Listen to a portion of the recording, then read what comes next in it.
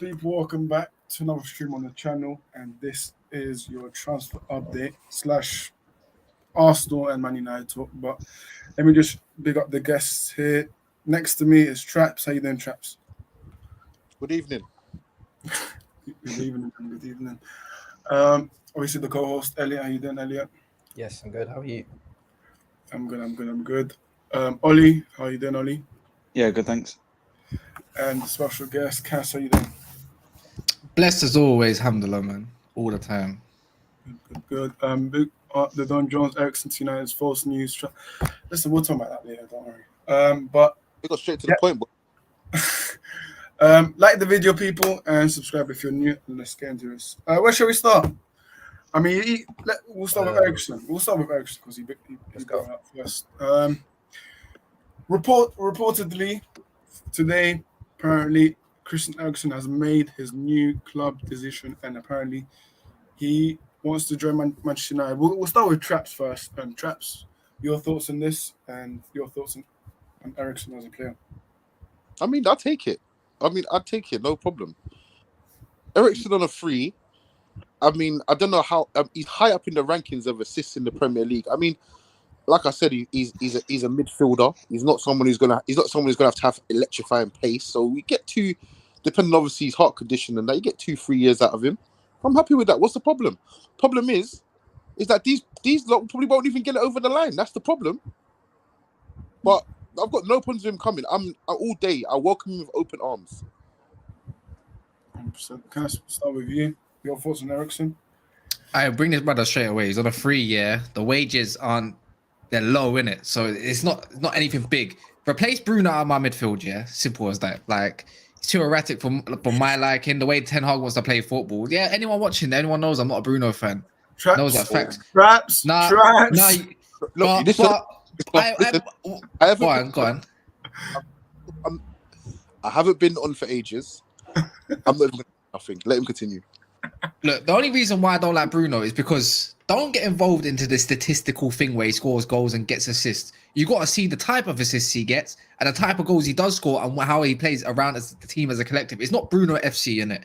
We all know what FC in it is Marcel, but that was a long time ago. But anyways, long story short, the midfield's got to revamp and change, and I'm kind of interested what Ten Hag may do with Bruno because at the end of the day, he gets goals, he knows where the back of the net is, and we have a lack of that at the moment. But bringing in someone like Jong and Eriksen, it changes the whole dynamic of the midfield, and it brings some depth.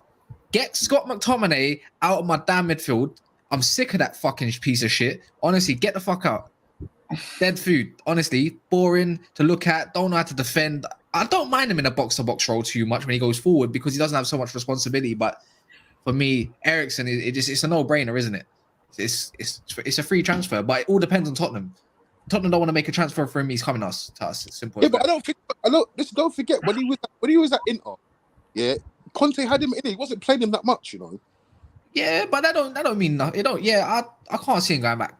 I think it's a love relationship, innit, with Tottenham. It's the fairy tale. It makes sense. The return. It didn't work out in the league. He didn't do great in the Serie A. Yeah, my man had a thing going on in Denmark. Obviously, what happened in Euros is peak, but same time. Some footballers are just suited to the Prem. Coutinho is just suited to the Prem. Eriksen is suited to the Prem. It's as simple as that. For me, Eriksen's a no-brainer in my midfield. He's only 30 years old and he's got an engine still. You get what I mean? So he's not like he's some dusted 34-year-old running around like Ronaldo that can't even do more than 7 presses per game. Yeah. Are we slating Ronaldo as well? No, I didn't slate him. I said Ronaldo can only press for about like 7 times per game because he ain't got the legs to do it. Ronaldo's never pressed from young, man. Yeah, I know, but no. I'm glad you highlighted that because I was gonna say he don't press, but Ten Hag likes to press, bro. That's the difference. So it will be interesting to see. I would like to see Ronaldo on the poacher end of things, innit? But we'll see how he plays. But he's gonna get goals regardless. Interesting. Yeah. Traps, I don't know if you have any comment to that because obviously he's cool that you're going. Road, innit? Like obviously, like I'm not gonna sit there and be blind to what Bruno does in it. Bruno is a bit gung ho. I'm not gonna lie, he is. But at the end of the day, I grew up off gung ho. You know what I'm saying? That's like you don't see that, man. You don't. Bruno goes more missing. Do you? How old are you, by the way? He does. How old are you, by the way? You sound like kind of older. I am old. I'm like 30 something. Exactly, bro. So Bruno goes missing more times than you see the flipping missing kids at the back of milk bottles, bro. That's how mad it is. You know, you Yeah, used to but- see that in the back of cartons, fam. but you say that, yeah. You can say that for last season, but the season before that, I wouldn't say he went missing. I wouldn't say that. Everyone's adapted to Bruno though. That's the thing. He came in half that season, done bits. Yeah, great. He done us, and then people sussed him out. Man always has a hero ball. He's always. It's not even about it, Bruno right now, innit? So it's not even that thing. It's on the transfer thing. But back on the Eriksen, like obviously I see the Don Jones in there talking about likely to stay at Does the Don Jones support United? I'm Arsenal. No, he supports Arsenal. No, see this comment here. He's hoping he stays at Brentford. That's the different sort of comment. Why would you not want to leave Brentford for Man United? Don't give me that, bro. Plus, Also, I'm Man not United. gonna Man lie United though. was If stupid it not. actually, if, I'm not gonna lie to you. I'm not gonna lie to you. If you're gonna be honest about it, Brentford play better ball than United. Yeah, they do. They do. You're not wrong, I'm bro. not gonna lie to you. They do. 100%. They But do. to be fair, Alistair Gold, who is tier 1 for Tottenham, has said Eriksen he wants to leave. Basically Tottenham haven't made an offer for him, and plus Tottenham are looking at centre backs, right backs, and midfield and strikers apparently. Tottenham- Alright, but how does it work? Yeah. Tottenham don't really need him. Tottenham don't really need him. At Tottenham? How would it work at Tottenham? Yeah, they don't need him. Exactly. He doesn't. No, think right about- now, Tottenham's a scary place right now. Do you not agree? They're doing business, bro. Yeah, and they got Conte. they are in. looking- Conte's a serial winner. They probably guaranteed a trophy of some sort next season, whether it's Carabao Cup or FA but Cup. how- They guarantee something. How does it work for Eriksen? You're picking a team where you played Eriksen. Who you playing him in? He could play. He could play in the front. He could play in the front three line. That's a fact. He doesn't have to do as much. He does have to do tracking, but under a Conte system, he still has that wing back to cover for him for quite a lot. So he can easily slot in on the left. He can slot in on the right. He can even do a box to box role. He's got an engine on him. People forget this. This guy's a workhorse, bro. Yeah, I think United would be stupid not to take this offer. I mean, if we can get him, and if we can get him, as long as there's not some silly excuse about, I don't know, some typewriter didn't work or some email never got sent or some stupidness, like, you know how it goes with United. But yeah, all day.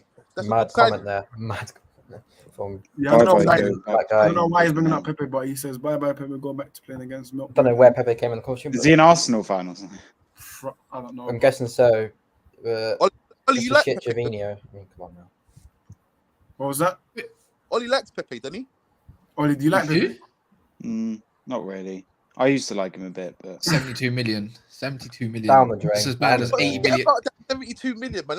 That 72 million spent. You spent it because of how he was moving at the time. He wasn't Yeah, worth yeah. the 72 million in the beginning, yeah, but yeah.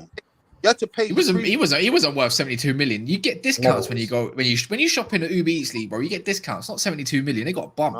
And you don't. Yeah, massively. Edu, man, whatever the guy was smoking that day. Listen, but listen, if you actually think about it nowadays, right? You've got the teams, you got the players that come along. I mean, you go back 15 years ago, 80 million quid is getting you a world class, guaranteed madman. Yeah, that's what you're getting for that.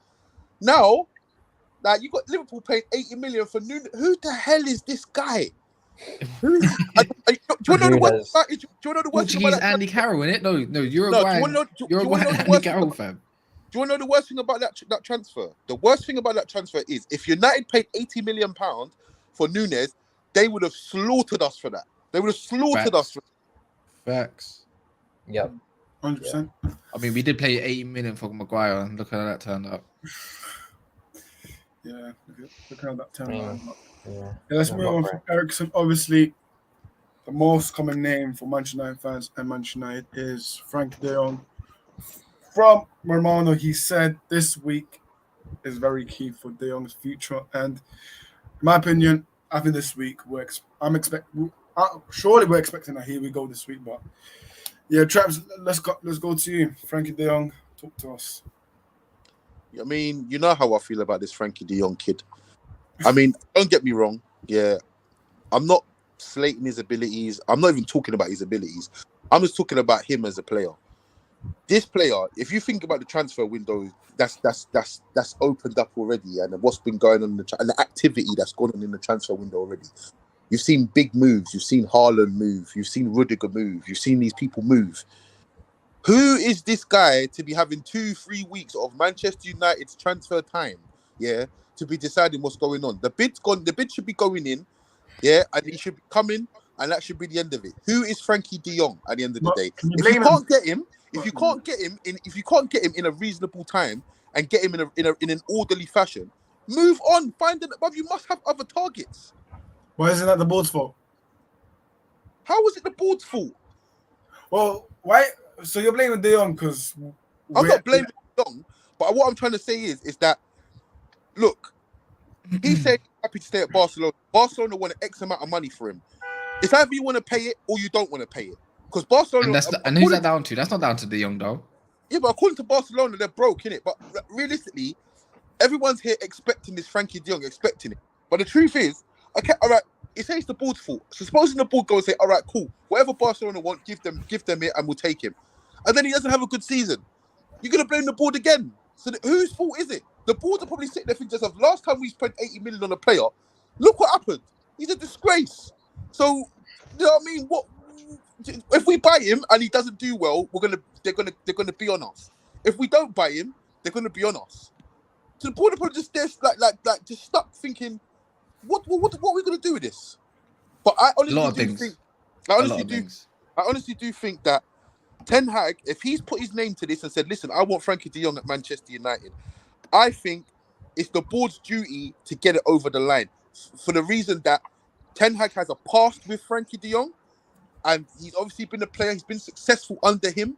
So at the end of the day, if he don't believe in the project or he doesn't believe in what Ten Hag's doing, I'm not going to believe in it because that's his ex-player. That's someone who's close to him. So, like I said, I don't know enough about Ten Hag, but I know that I feel like this transfer, he should have either still well clear of it and got someone and went for another target, or he needs to put his foot down and just pay the premium and get it here because he believes in him. Because I feel like it's one of them transfers that it just determines the way the transfer window is going to go, if that makes sense. Yeah, 100%.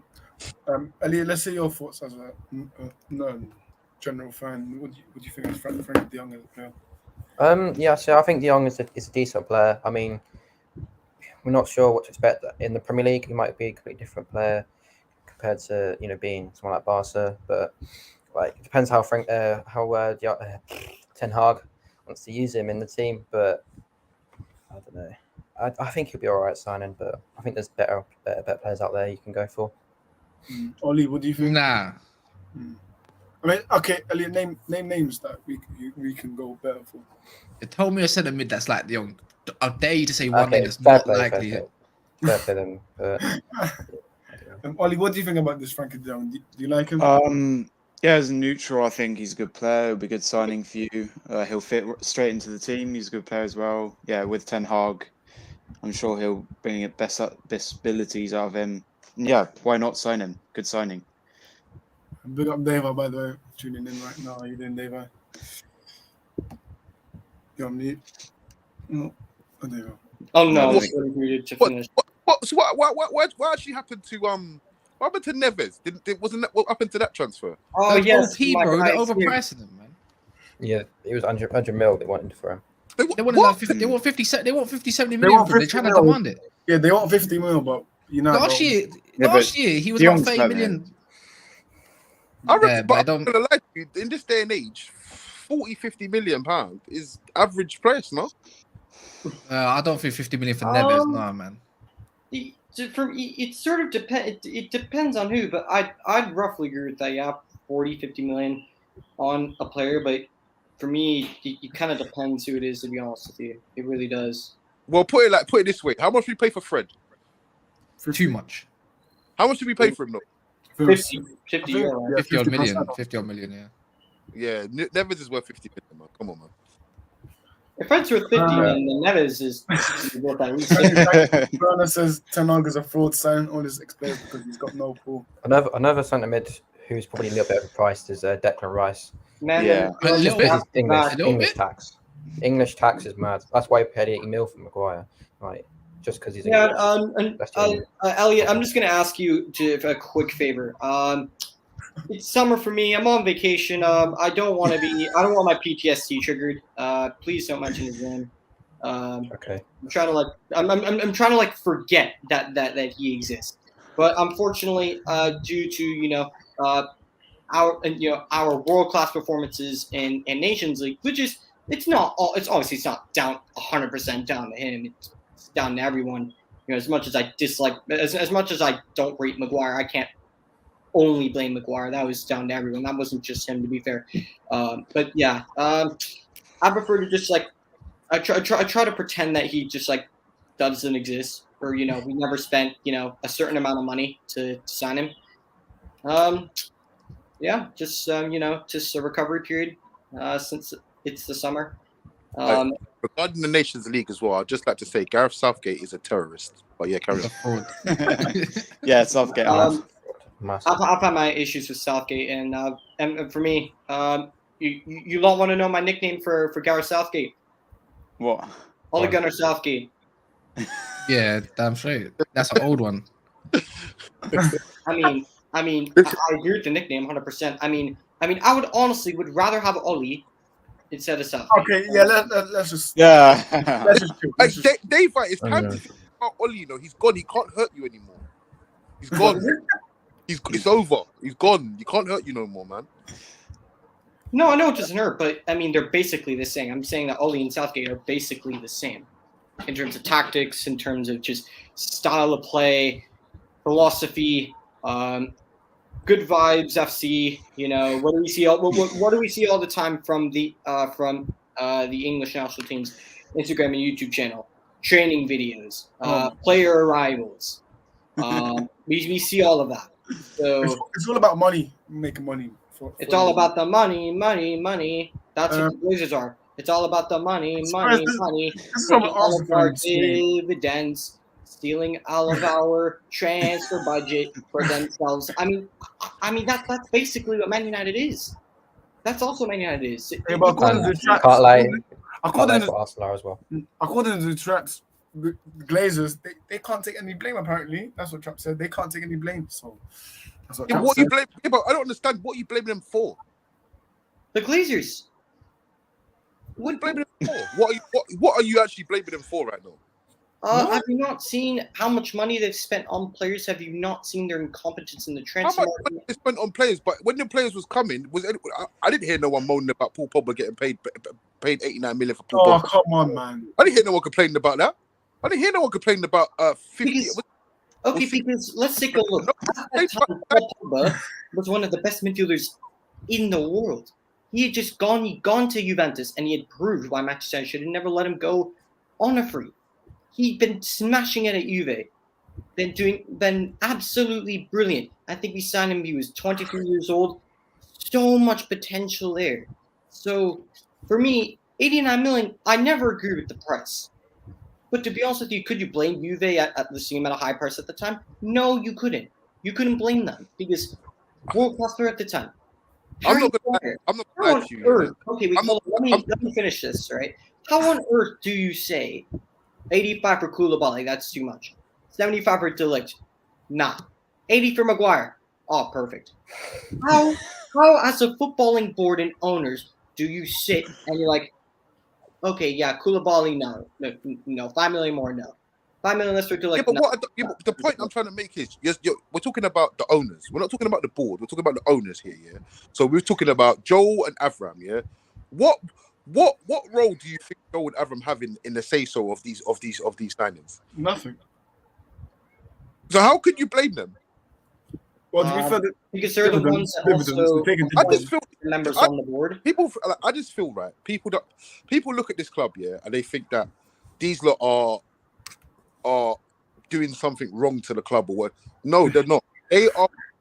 That's what they do. This is what they did. They would have done it to Arsenal. They would have done it to Real Madrid. They would have done it to any club they could get their hands on. They would have done the same thing. It's not a personal thing. Yeah. No.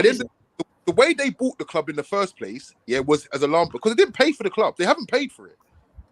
They haven't paid for the club. So they're collecting all this money off the club and releasing the funds out of the club and whatnot to buy players and whatnot. They haven't actually forked out their money and said, you know what, we're buying this club for X amount of money. They bought the club off the back of this debt where everyone says we're in debt. We're so much in debt. No, we're not. They bought the club and the club's just been in. They just haven't paid for the club. And what will happen is, eventually, when they do sell the club, that's when the money will get paid. But the truth is, they are not football people. They are American football people, whatever they do over there, yeah? That's their passion. Yeah, it's not here. So, I mean, you have to look at it from both sides of the fence. Like, yeah, we want to see our club not in debt. We want to see our club competing. We want to see our club buying the best of the best players. But at the end of the day, in their mind, as people who are not football people, they're just like, oh, we just spent over a billion pounds in transfers over the last 10 years. What do you want from us, blood? The main question is, do you think we'll be successful on the owners with Ten Hag? We've been successful under them. We've been successful under them. We've been very successful. Yeah, we won the Champions League, but there's a certain man by the name of Sir Alex Ferguson who was the manager at the time, and there's a certain squad that had an actual spine about. Remember, Ferguson controlled everything. There are players. I don't know if you heard of the likes of Rio Ferdinand, this random guy called Nemanja Vidic, or just this under random English bloke named Paul Scholes, and this random Welsh guy Ryan Giggs. This random striker called Wayne Rooney or whatnot. But I don't know if you've heard of any of them. But those are players that actually had a spine. Those are players that actually gave a shit about the football club. Those are players who are willing to fight and die for that badge. I'm not saying that the players today don't at all, because of course there are players that you can see and actually care about the badge. And of course there are many others. Too bad they're all the shit ones. Yeah, but that's not the board's fault. If the players I'm not saying it's the board's fault, but I'm saying we've had success with them in the past. But ever since that one piece that has been there for that one eternal piece in Sir Alex Ferguson left, I think anyone can foresee and how Sir Alex Ferguson, which recommended David Moyes to the board, and the board should have said, hold on a minute. Let's take a look at some of the best managers in the world out here. Why not Ancelotti? Why not Jose Mourinho even earlier? Why not Pep Guardiola? Why not Jurgen Klopp? So it's Pep Guardiola wasn't interested in this job. If you fast forward to 2016, Pep Guardiola was about to take the job, and then City came and basically hijacked our bid, because you want to know what Ed Woodward was? Too damn slow. He was way too freaking slow. But apparently that's not the board's fault, is it? No, it is the board's fault. I mean, one thing that I would say is the point. I'm not saying it's not the board's fault. I'm saying the owners. But also, when I look at the owners, who appoints the board members? Who appoints the board members?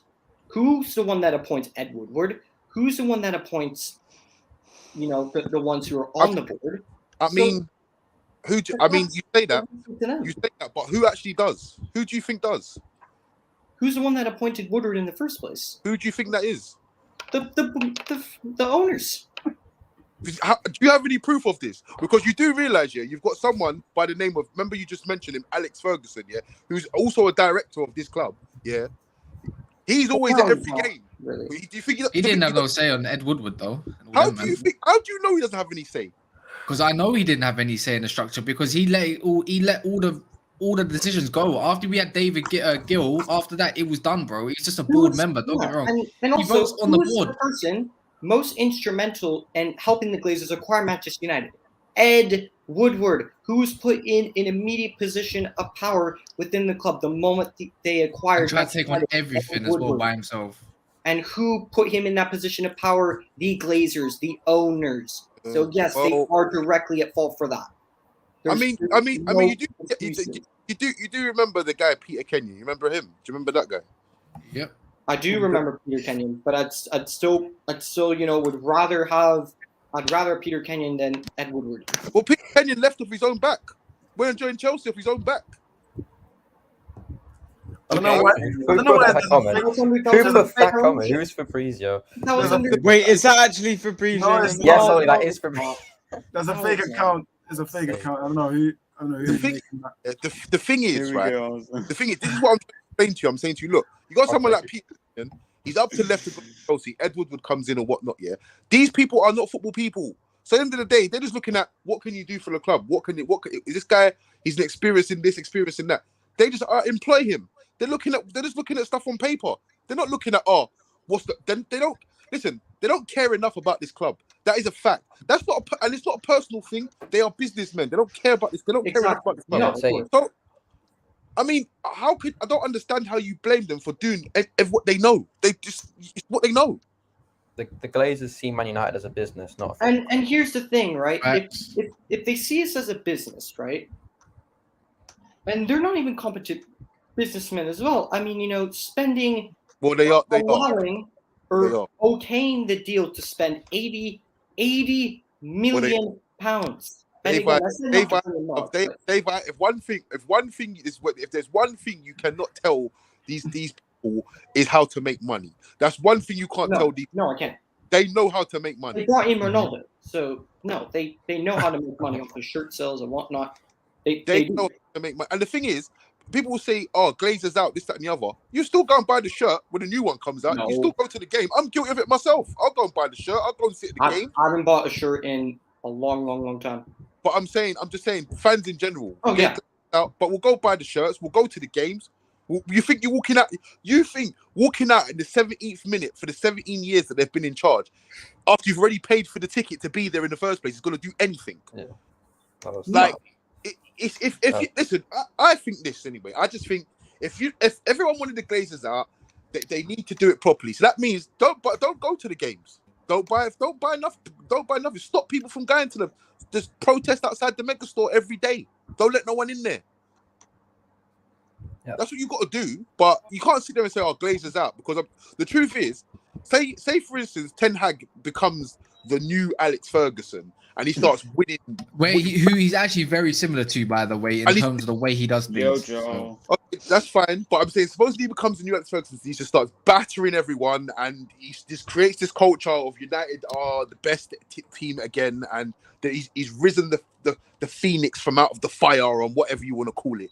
Next thing you know, who gives a shit about what the Glazers are doing? As long as there's a £200 million transfer budget every season, who cares about the Glazers? We're winning the Champions League this season. We're winning the league. But here's the thing: will there be That's a the £200 problem. million transfer budget? Will there be that £200 million spending spree available for Ten Hag? They've been No. doing it for years. They've spent over $1 billion in transfers in 10 years that have been doing it. But on the wrong players, on the But wrong they're signings. doing it. So you've got Ten Hag now, who's meant to be this guy. I don't know him. If he's the guy you say he is, £200 million transfer budget a season, he should sort this team out within two to three transfer windows, right or wrong. But here's the thing: he has to be able to get his guys. He needs to be able to get the Ten Hag guys, the guys he wants. I mean, how many times have we seen managers not get all the tools they need to succeed? How many times have we seen managers get players that Dave, I feel like you just want to sit there and bash the Glazers right now. He's got £200 million to spend, and he can't even get Frankie de Jong over the line right now. That's not the Glazers' fault. But that's I mean, sure, but that's not Ten Hag's. And that's not down to Ten Hag either. Guess whose fault that is? The board. The board. Answer me this question. No. Hand on heart, yeah. Fast forward to this time, yeah, next season, yeah. So he spent his 200 million, yeah, and he's spent his 200 million. He's won the Europa League, and he's finished second in the league, yeah. He's finished second in the league, but he's won the Europa League, yeah. Okay. Are you gonna scream Glazers out? Well, the Glazers have always been an underlying issue, but that just be. Yeah, but are you, Cass? Are you gonna scream Glazers out? Well, I'm not gonna outright scream. It's Glazers out all the time, no? Yeah, it's kind of. Yeah, but always Glazers out. Yeah, bro.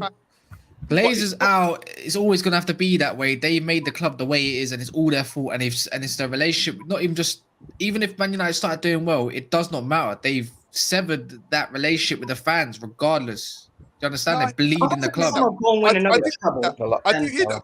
I don't think in 2 years' time, if we're sitting there as league champions and Champions League champions, I don't think people are going to be like, we're the best team. I don't want to hear it. If you're that flip-flop United fan, we won't get along. They've done their thing, bro. It's as simple as that. It's time to go, bro. They'll always bleed out that money out of the club that we generate our own money from every team in the Prem. Hear me out. All I'm saying is that if we fast forward 2 years' time and we win the league and we win the Champions League under Ten Hag, no one's going to be saying, we're the best team in the world. We just won the Champions League. We just won the league, but Glazers out. But no one's going to say. But that's incredibly unrealistic. I mean, do you think in 2 windows, Ten Hag's is going to be able to get all the shit and deadwood out the door and bring in day by all day. new and bringing all the guys he You're wants. taking it No. you're missing the point. You're taking it too literal. I'm saying if we was to be champions of England and the champions of Europe, no one's going to be screaming the Glazers out. There's not going to happen. Well, of course, no one's going to be screaming it, but it's not really going to Why? change my Well, opinion. why not? It's not going to change my opinion. So why scream? That's my point. Is why scream it when the team's in the mud, and not scream it when the team's doing well? Let's get through the comments. Jay says problem is United fans think they have a god. No, and they don't. They don't have a God-given right. Mm. I've said this all season, and people have said we're going to get top 4, we're going to win a trophy. I mean, I've even heard someone say we're going to win the treble. So Man United has zero God-given right. The Manchester United old does not exist anymore. It doesn't exist whatsoever. It's gone. It's done. Dusted. Finished. It's dead. Manchester United does not have the same pull. I mean, if I were a player and I got either an offer to go play for West Ham or Manchester United, I look at West Ham. I could see something there. Why on earth would I go to Man United? Unless if I just want probably because of the name. Probably because of the name. The name. That's it. Manchester United and Arsenal. Manchester United and Arsenal. I mean, how both of our clubs have fallen so far from grace. And Ollie, I don't want to hear you say we won the Invincibles and all that, blah, blah, blah. Both of our clubs have fallen from grace. Facts. Both of our clubs have fallen so far from where we used to be, from our perch. Remembering the Premier League back in the old days, Arsenal versus United, the clash of the two titans of the Premier League. That used to be the two fixtures of the season. That was the fixture for the title. It's not that anymore. Hasn't been that in over 10 years. It hasn't. So to be honest with you, Arsenal and Man United, if a player had a chance, or let's say I was a player, right, and I had the choice between Tottenham, Arsenal, Man United, I'd move to Tottenham. Sure, you're not going to win any trophies, but guess what? You look at what Conte's doing. It's not going to work like that. You know what I'm saying? It doesn't work like that. Do you know what I mean? Like at the end of the day, I'm giving a hypothetical. Players. So at the end of the day, if you can't buy the players that you want to buy, you need to have targets and options of if you can't get this one, you got to get that one. If you can't get that one, you got to get that one. But either way, you got to make it work. That's what the manager's there for, right or wrong. He's got to make it work. So it's not about what the player wants or whatever. At the end of the day, if the players are not joining, this is the point I'm making about Frankie de Jong. If he's taking long or if the deal's taking long, or just move on to somebody else. Frankie de Jong is not going to be the reason why we are successful or we are not successful, if we're going to be honest about it. Ten Hag also emphasized that. He said he loves Frankie de Jong, but if this is going to take too long, move to another target. And is Ten Hag the one negotiating for transfer deals, or is it the board whose job is to negotiate for the deals and get the players that he wants? Did Richard Arnold say to whether it's for PR? We'll get on to him. Hey, Day-Bye, we'll get on to him. Was he the one who did he not say that officials and members of the board are in Barcelona to try and negotiate for Frankie de Jong? He's the CEO of our club is saying that the board are the ones negotiating for the players and have been the ones negotiating for the players since God knows how long, since the Glazers have been here. The new CEO of our club is saying this. So is it Ten Hag's fault if he doesn't get Frankie de Jong? I mean, Ten Hag's fault that he doesn't get Yuri and Timber? I'm confused though, but who so in hindsight, like who's meant to negotiate for players? The board. The board, not the manager. The manager draws up a list and says who he wants. He can call players and say, "Hey, what's the problem? Come on, you should know this, chaps. You just said the board's in Barcelona. What's the god? I don't understand. Because they're trying to get Frankie de Jong. Yeah, but so what's the god? I don't understand. Like you're saying that the board are negotiating. I don't understand what the problem is. Don't the board normally negotiate? But we all know what happens when the board negotiates. For a deal that should be done like that, we all know what's going to happen. Look what happened with the Jadon Sanchez. If there's any deal that can underline the board's incompetence, and honestly, if there's a race, if there's a relay race between a tortoise, a hare, a person on one leg, and the Man United board trying to complete a deal, the board finishes last. The other Well, three the finished transfer, with well, injury. listen, the transfer window's open right now, so we'll see what happens, man. But I'm not gonna sit. It is early. I'm not gonna sit and plate the board for what. To be fair, today 1 week preseason training starts. So I think Ten Hag wants his players. And yeah, Ten Hag says he wants his players here for preseason. And how many players have we signed? 0. But I think they'll treat Van der Beek as a signing day, man. The board will treat Van der Beek as a signing. No. I think if a player signs a new deal, it will be, and here he is. He's like a brand new signing. All right, let's move on. Let's move on. Let's move on. Arsenal now, because I think Oli and Elliot and Joe have been waiting for this. Yeah. Eddie Nketiah, let's start with him. New contract is confirmed. 100K Yes. a week. I love that new number 14. It's beautiful. Absolutely beautiful. You have the likes of Aubameyang, who scored a lot of goals. The likes of some random guy named Thierry Henry, and now the legend himself, Eddie Nketiah. All right, let's start with Elliot. Yeah, I'm going to be serious about Eddie. Okay, right. The thing about Eddie is, as much as he's not a good striker, I mean, he's right. He's all right. He's all right. He's not amazing. I don't think he deserves number 14. Personally, I think that's a bit too much. But I've got to wish him all the best. I've got to stick with him. I know I don't like him, but I've got to stick with him. If the club trusts in him, I'm gonna trust him. Simple as. But I don't know. I can't see him. We're going to Oli. Do you think he's the next up and coming Thierry Henry? No way. I mean, giving him the same shirt number as Aubameyang and Thierry Henry is ridiculous. I mean, I don't get why people are negative about this. Right? I know he's not a good player, but he scored a few goals last season. Are you calling out Elliot? No, I'm calling out everyone who's been negative about this thing. It's not as if we're signing like signing Tavares on a 5-year deal or whatever. Hello. And by the way, he's calling Jesus. So Oli, the reason why it's this is negative is because of the number. Oli. I'm as good as Thierry Henry. Is this Edu? Oh, you're selling me to Leeds? Oh, come on, I'm good enough to play for Arsenal. Oh, you're selling me to Leeds or the West Ham or Palace? Oh, Oli, but this is not what I wanted. All right, bye, Edu. Thank you, Arsenal. The reason why it's negative. Arsenal should have done. The reason why it's negative is because of the shirt number, Oli. It's number 14. Yeah, I know. That's a big role. It doesn't mean I know it's just a number. That doesn't mean that he's going to start every game or that he's going to be the next Thierry Henry. It's just a shirt number at the end of the day. That's like. Mate, listen, I hope you know, 100 grand a week here, number 14. No, it's not that much money. Is your starting man right now? That is a starter. If we get 2 strikers, he'll go on the bench. So. No. Let's start with Joe. Hold on. Let's sign Jesus and that's it for. Let's get Joe's opinion. Another Joe, striker. Yeah, Joe, give us. I don't think he should have got a contract, man. I think we should have just let him go. We need to sign 2 strikers because he's not good enough. He doesn't make it into any of the other top teams. So he shouldn't make it into ours either. Yep. I agree. 100%. I agree with that. 100%. But another player, Rafinha. That's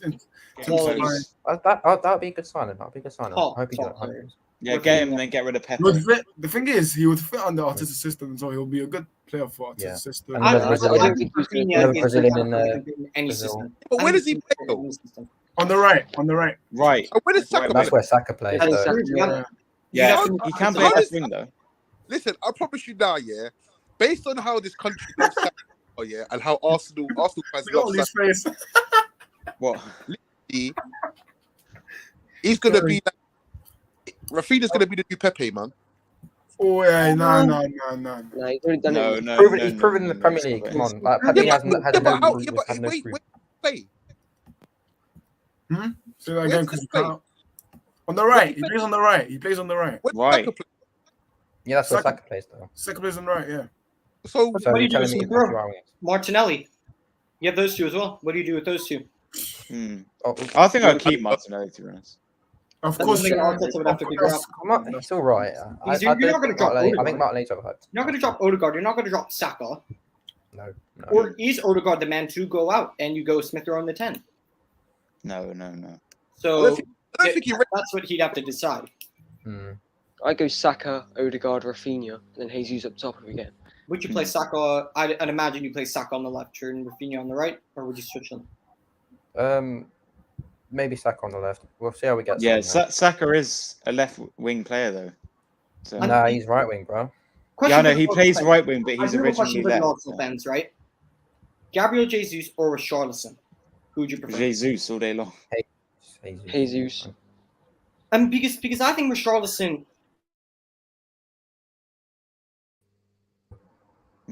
They're both great players, but I think they both bring something totally different to the table. Different kind of striker. Richarlison for me has a more physical presence. He's not saying that Gabriel Jesus doesn't have desire, but when I see Richarlison, I could see that hunger, that desire, that bite that he has.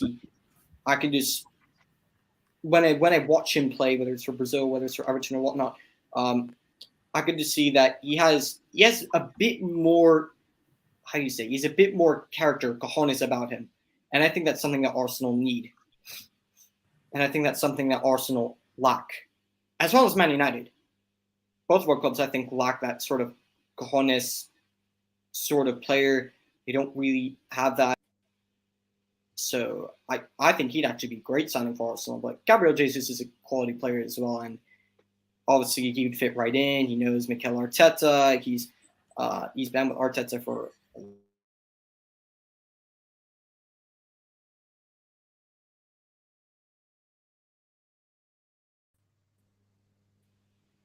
Gosh, what's going on? Yeah, I was gonna say. I have no idea what's going on, boy. This is fucked. There's literally 2 arrests and then What can you see Yeah, that? that's yet? what I'm saying. That's what I'm saying. arrests. as well. There's 2. Oh, there we go. There was 2 people. Or it's frozen for me. Yeah, RS is frozen. Well, until Oris comes back, I guess I'll just take the wheel for now. Dave at PLPT taking the wheel. I'll be taking the wheel of this show until he comes back. As a favor to him.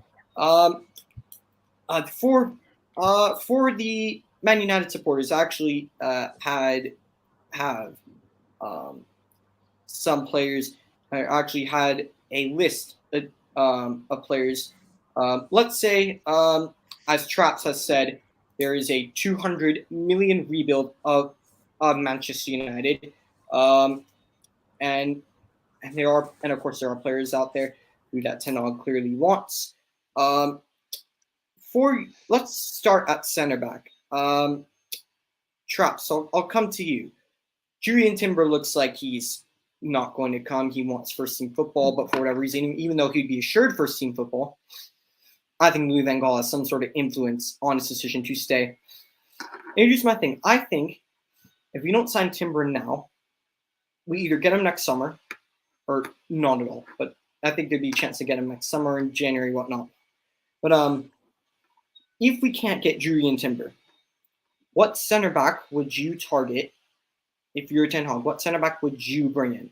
Bear in mind, assuming the prices of the players. I mean, I don't know. I mean, Who would you target? maybe Pau Torres, maybe. Yeah, excellent player. We targeted Pau Torres last summer. He was on the list for Manchester United center backs, in which I was heavily against it because at the time I didn't really get the hype with Pau Torres. I would say he's a good player, but when you have players like Jules Koundé and especially Raphael Varane, I'm thinking if Raphael Varane's on that list, especially if you left on his contract, you go and get Raphael Varane. You go and get a World Cup winner. Of course, I'm not going to lie to you. Yeah, I'm going to say this now. I know people probably won't agree with me, but Raphael Varane is past his best. He's trash, man. I think a man who has played at Real Madrid as long as he has, he's in the prime of his career. I have to disagree with the whole statement, bro. I do. Yeah, I don't think he's. And here's the thing. Here's the thing, right? How many times have we seen players who've come into the Premier League, first season they struggle, no matter how good they are. They struggle. Oh, what's it? But then you look at the next season and you see your progress. Traps your laggy, by the way. Yeah. Am I? Oh no, you're fine now. No, you're good now. You go now. What, Cash? You disagree with that? Varane's a quality center back. I don't. For me, look.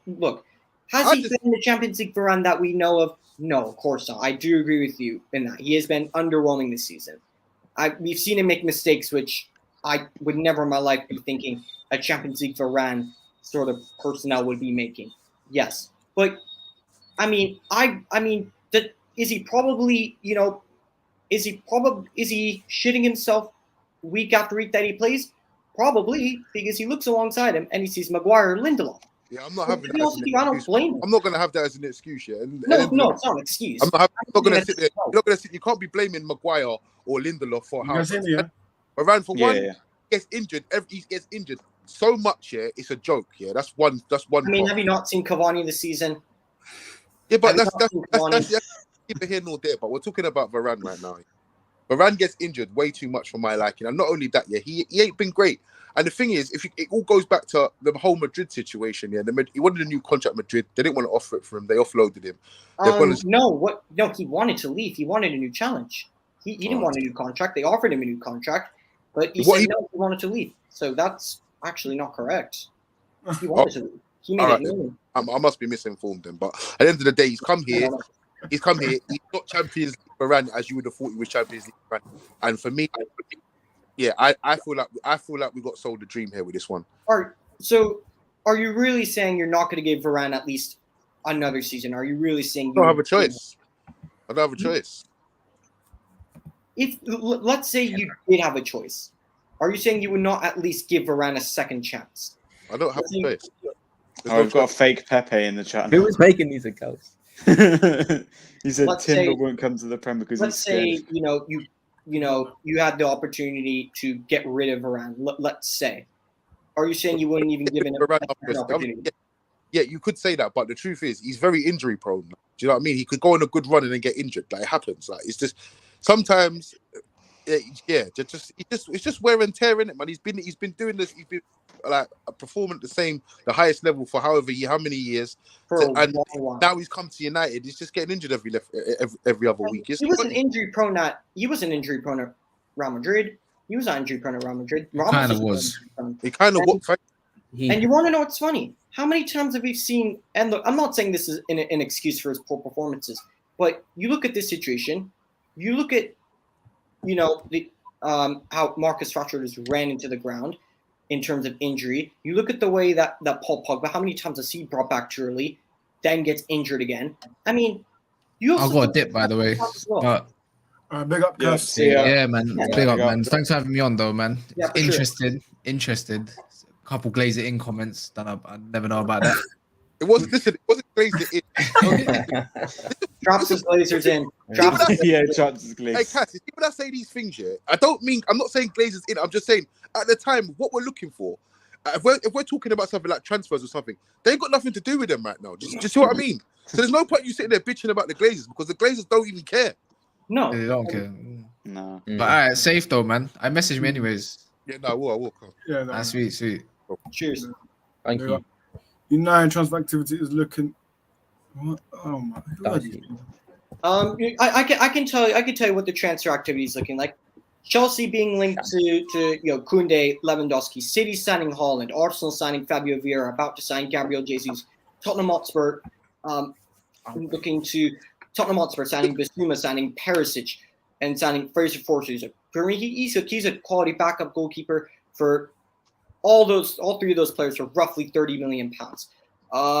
See the likes of. Don't forget they've got ones as well. You want to know what I've seen for Man United? You want to know what I've seen come from Man United? What? Throw back to Ronaldo's 2005-2006 season. Here's the video to watch all of his goals and highlights. That's the only shit I see coming from Man United. So to be honest with you, but you know what? Yeah, do you know what as well? Yeah, like I'm sure was it last season we was linked to Romero as well. Yeah, the centre back that Spurs have got now. Clear. But I think Varane was still the right signing. Nah. I'm telling you now. Looking back, listen, that Romero geezer, yeah, he is good quality, man. I'm not gonna lie to you. He's good quality, man, and that's what I'm trying to say. That's the thing with United. This is the thing with United and United fans, and they think, oh, Varane, Champions League Varane, or this name, the big names. Forget all the big names now, man. We need players. No, I agree with that, and I'm not saying that the big names are And Romero was like, wasn't Romero like the best defender in the Serie A the season before last? No. I think he was.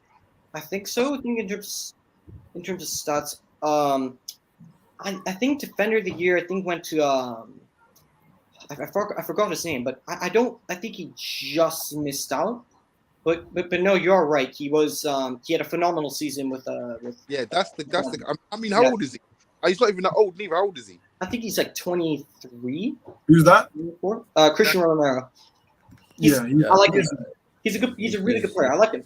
Very good player. Yeah. Exactly. That's who we should have been getting. Yeah, because if you're thinking about it like this, if you're thinking about Varane, you're thinking about what everyone was thinking was we'll get Ronaldo, we're getting Varane, we're getting Sancho, we're going to win the league. That's what everyone thought. I also think we needed this experience. I think, and I also think Varane right now. And I'm not going to that Romero is moving from strength to strength. Here's my thing, right? I also think in terms of I can understand the board and Ollie's thought process that you know if you bring in because Harry Maguire was always going to play, so they're thinking who's going to partner Maguire because God only knows we can't have Lindelof and Maguire again, which oh surprise we've seen that partnership this season more than any other, but they're thinking who's going to play alongside Harry Maguire, right? And I can understand where Ollie's thought process was. I can understand it, and look. And I know people are saying, understanding Ollie's thought process, are you having a lot? This is one of the few things I could understand. And I think, he wanted someone like, he was clear, he wanted someone like Pau Torres. He wanted someone like a Jules Koundé. Those two players are on his list. He wanted someone like a Day Upamecano. Those players are on his list. But I think when Varane made it clear he wanted to move, you look at a player of his quality, you look at what he's won, you look at what he's learned from Sergio Ramos, you look at what he's done with France and carrying that defense to a World Cup. So if you think about it from that perspective, I can understand how Ollie said, you know what, I think, as experienced Harry Maguire is, I think that there needs to be someone needs to be brought in that has a significant higher level and know-how of experience, and that has a significantly better footballing brain and significantly better footballing abilities. So I can understand that. Sure, it's been. Yeah, but what I don't understand, you're saying Ollie's thought process, right? You're saying it's Ollie's thought process. So is Ollie's thought process in getting Varane in, but this season, Ollie, big up yourself. Oh yeah, everyone subscribe to Decent Care on the road to 1K, and yeah, big up for having me on. Big up Ollie. Big up Ollie. But yeah, what was I saying? I was saying that you're saying Ollie thought process and whatnot there, but now, if the players don't come, it's the board's fault. So is it the board's fault that Varane came, or is it Ollie's fault? No, here's the thing. In terms of getting the deals done, that's 100% to the board, because the manager's not there throwing out the contracts. He's just there making it known he wants the player. Do you think in terms of the player recruitment? In terms of players that come in, if they fail, more times than none, you have to look at the manager and say, this was like, for example, the Willian situation. Arteta wanted Willian. Edu had the connections. He made it happen. That signing was, of course, a major success, enormous success. As Elliot is probably very happy that Willian wore that Arsenal jersey and represented that Arsenal cross. Oh, yeah. So yeah. I mean, you have to look at that, and Arteta took full responsibility, and that was 100% down to him, because that was a signing that he wanted, and guess what? He couldn't make it work. So that's down to him. I'll be totally honest with you. I think back at Ollie's past on the chip is with the club, I don't think Ollie had any bearing on Varane coming any. They was according to Fabrizio Romano, he was actually otherwise. Ollie specifically told the board that if Varane's available, he wants Raphael Varane. Varane was the number one center back target on his list, if not Koundé, Pau Torres were players that he wanted. Koundé? Yeah, Koundé was on that list, but he said Varane was his number one target. He wanted Raphael Varane. So, and for me, I still think it's the right signing. I still think signing Varane is a good signing. I still think, and for 40 million, and we spent double on Harry Maguire. Even though it's the last year's contract, we honestly, spent double I on think- Maguire. Well, if you look, like I said, Romero's had a much better season than Varane last Romero was season. more expensive than he costs more than Varane. Well, probably not though. To be fair, He costs like 55 or 60 from. No, I heard How add-ons. much- We Arrest, spent how much how much he cost?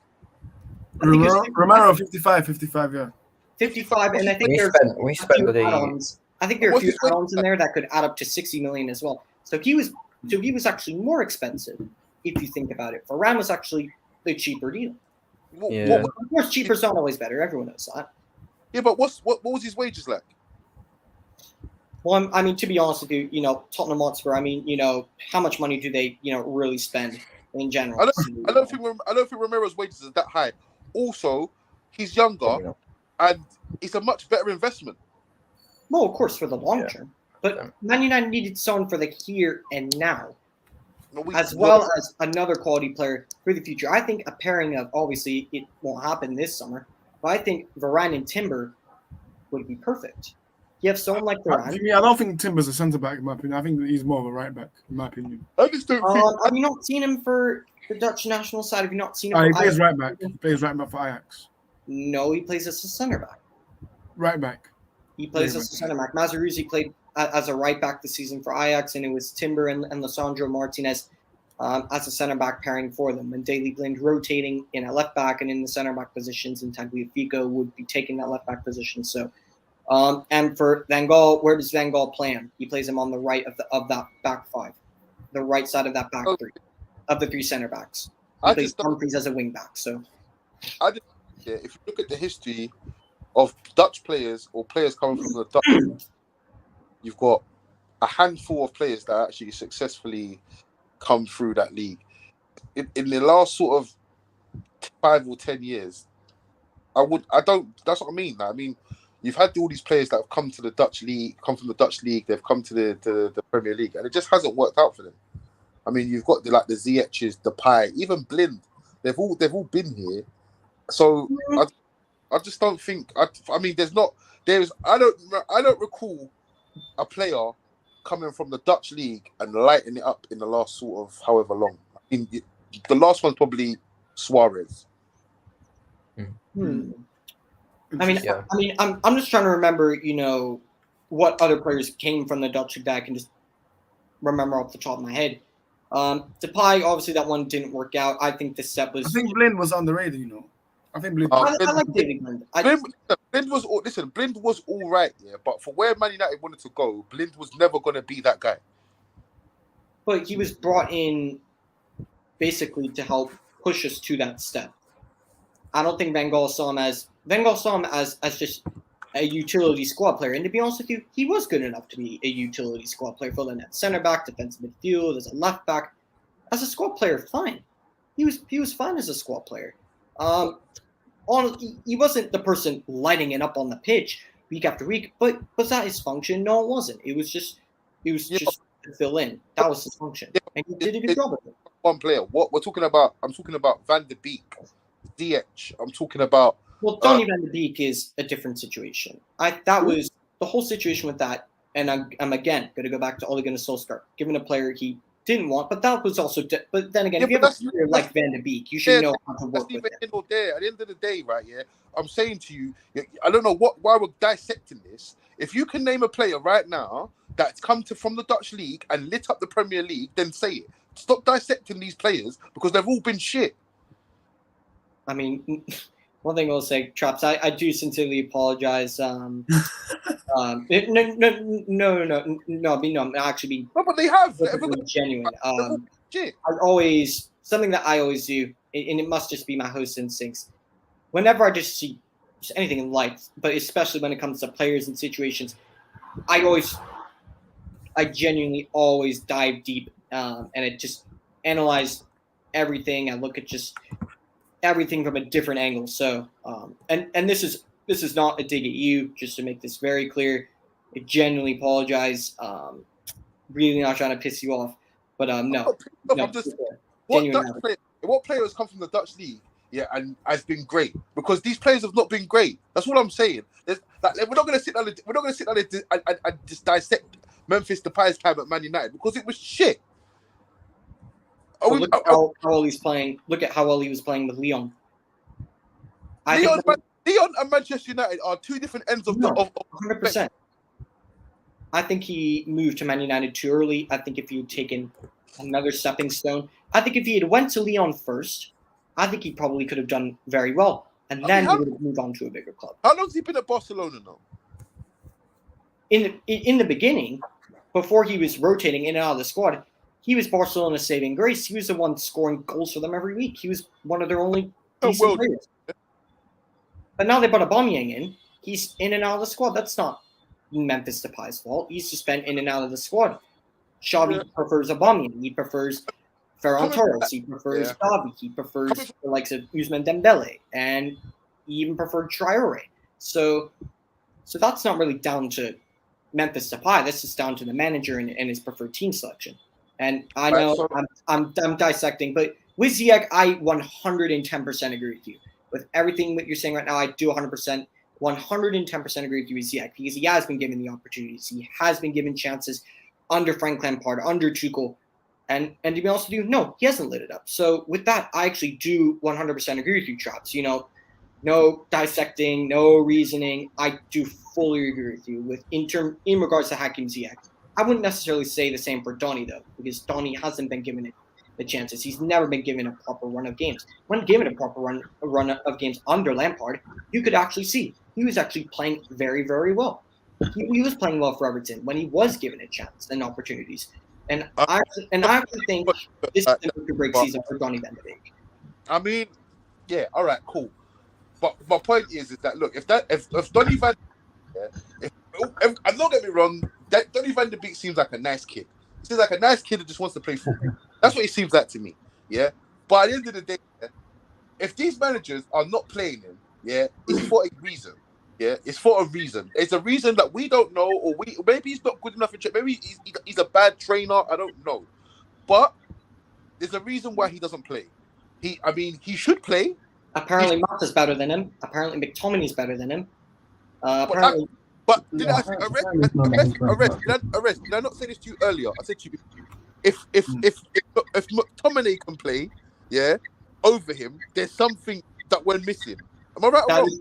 Yeah, you're right. Yeah, you did say that, yeah. And one thing to dive deep into McTominay, as we've seen from every manager, Jose Mourinho, Ole Gunnar Solskjaer, Michael Carrick, who's only there for 3 games. I'll say Michael Carrick for just because why not? And Ralph Rangnick. Scott McTominay is always gets picked. Scott McTominay's he's always been stuck and sworn by every manager.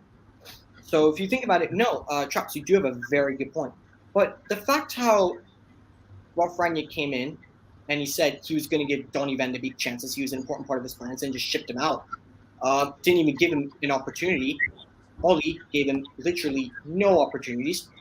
How can you blame a player for not performing when he gets little to no opportunities to prove himself? No one's blaming. I'm not blaming him and saying that he's been shit. I'm saying that these players have not come here. I'm not gonna lie to you. Yeah? If you are good enough, you will play. That's the God's honest truth. Am I right or am I wrong? If you're good enough, you will play. Is that not?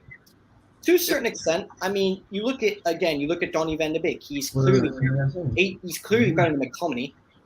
I like Fred, but I think Donny has more to his game than Fred does. You look at the likes of Pulisic, you look at the likes of McTominay. So for me, in the fact how there's clearly a footballer of a higher grade of footballing intelligence, and can offer something that this Manchester United side doesn't have in terms of being a possession-based midfielder and having a player like that in the side. For me, and the fact how he's been given opportunities, of course he's not going to be lighting it up because he's not going to have any opportunities to prove himself or to show that he can do it. At Everton, he was given the opportunities and he was able to show, I am a player. There is a player there in Donny van de Beek. So for me, that's one that I can't agree with. But the Ziyech one, I 100% agree with that. I just think if you're good enough, you will play. In this lifetime, if you are good enough, you will play. And he was really good enough to play in the season before. But Ollie didn't want to play. He didn't want to play Van de Beek. Well, there's obviously a reason behind. You know what I mean? There's obviously like the whole. It's like for instance, it's like you've got the whole Ozil thing at Arsenal. He was good enough to play for them, but obviously Very true. due to unforeseen whatever's gone on behind closed doors, or what's he's been doing with his spare time, or whatever he said, or whatever, he hasn't been playing. So at the end, like what I'm trying to say is, if he was good enough, because you're not going to see Ronaldo sit on the bench for 15, 16 games. I mean, he was sitting on the bench quite a bit under Ralph Rangnick, but he was dropped more times than Maguire. But that's a for another time though. Who? Ronaldo. I mean, how many times did we see Ronaldo dropped just for whatever reason? I mean, how many times has he dropped? And Arrest? How many times did you see him get dropped?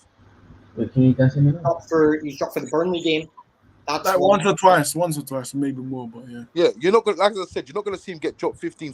How many times you've seen Van de Beek drop like 20 times in a row? For next season, Ronaldo doesn't want to play every game, does he? He wants maybe. But here's the thing: when a player who clearly has footballing ability gets dropped week after week after week, and you still see the same underlying problems in an area that you can look at Van de Beek and you can think, hey, you know what? Let's try our £35 million signing. Let's try this kid out. Maybe he can solve the issues that we've been having in midfield. Maybe Donny Van de Beek, if we give him an opportunity, maybe he can be one who actually help us solve some issues. Maybe he can offer something different. Maybe, obviously, not in terms of being the solution to the defensive midfield issues, but maybe he can at least help patch up the issues in midfield a little bit. Why not give him an opportunity? And I don't blame Donny Van de Beek because he's watching week after week our midfield being overrun and basically annihilated week after week. Big up Elliot, by the way. Week after week, getting dominated midfield, and he's not even been given a look in or a chance. I mean, you can't say that's down to him. That's down to the manager. And as we know, Ollie's not the brightest manager out there. I'm not saying it's their team. Generally, Dutch players that come from the Dutch league don't really make it in the Premier League, man. So I'd stay away clear of them. But I mean, I'll be honest. I mean, obviously, all this. I mean, I don't know. Like I said, I don't know enough about Yuri and Timber. I don't know enough about Erik ten Hag. Like I said, I know Arrest takes offense to this, but the truth is, in England, Ten Hag doesn't have a reputation. I'm not going to say it how I usually say it because it gets. No, I agree with that. He doesn't have a reputation here, and what he has to do is build that reputation. I mean, I'm open to him building a reputation, but I'm not going to sit here and watch him sign a bunch of players from Ajax and try. No, yeah, I agree with that. I don't want to see that. I don't want to see that either. I don't want to see him just take the Netherlands. Someone in the comments said earlier that Ten Hag signing all these players from Ajax because he has no pool. I mean, it's starting to look that way. I mean, we're just being linked. I mean, I think the media is just linking us from everyone from Ajax just because, it's Ten Hag. He just wants players from the Eredivisie. He wants players, just from Ajax. But I don't think that's the case. I just think that's the media just. Of course, I think there are certain players he wants from Ajax, but I don't think that's all he wants. He's going to die on that sword because it's just. I can't see it. I can't see it. United need to be. I think what United need to be doing from now is United need to be understanding that they can't be taking risks with overseas players right now. So they need to be signing players from the league. I mean, like I said, even like these Ruben Neveses and these even like obviously I'm hearing this talk about Anthony as well. I mean, I don't really know. No, I prefer Rafinha. I prefer Rafinha to Anthony. I like Anthony. He's a good player. Rafinha's there. United should be going for Rafinha. There is no question. There's no question whatsoever. I also think Anthony's a cheaper option. A right-sided attacker, that is the man. He is the man. He is the man that we should be going for right now. But he's also from Leeds, though, and Leeds aren't going to sell him to us cheaply. They want 55 to 60 million. I think Ajax. But the Leeds are not going to charge us an extra 10 million. They put their price tag on it already. So whatever their price tag is, that's who they're charging anyone. So then they said 60. They said 60 for Calvin Phillips. I think they said the same price for Rafinha, 60 million for. Yeah. And that's the price tag to everyone. That's not the price tag just to us. And to be honest with you, if you're thinking about Leeds, we shouldn't really be complaining about Leeds. We sold them that Daniel James for 30 million. I don't think Daniel James is in the same grade of a player as Rafinha, to be honest with you.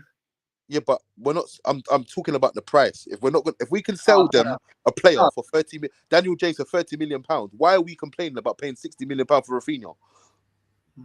But I mean, we made a huge profit off of Daniel James. Exactly. So why should we be complaining about 60 million pounds for Rafinha? No, I'm not. Why? I'm not complaining. I'm just simply saying that. I'm not saying that we should go and get Antony instead of Rafinha. I like Rafinha better than Antony. I think he offers something totally different. What I'm saying is the price that Ajax listed Antony is at 50, and the price that Leeds listed Rafinha is 60. I would still get Rafinha regardless if the price is more. I 100% agree with you. I'm just also stating again. I apologize yet again. Me dissecting literally everything. It's just me looking at it from just different angles. But no, I do agree with you. I do like Rafinha 110%.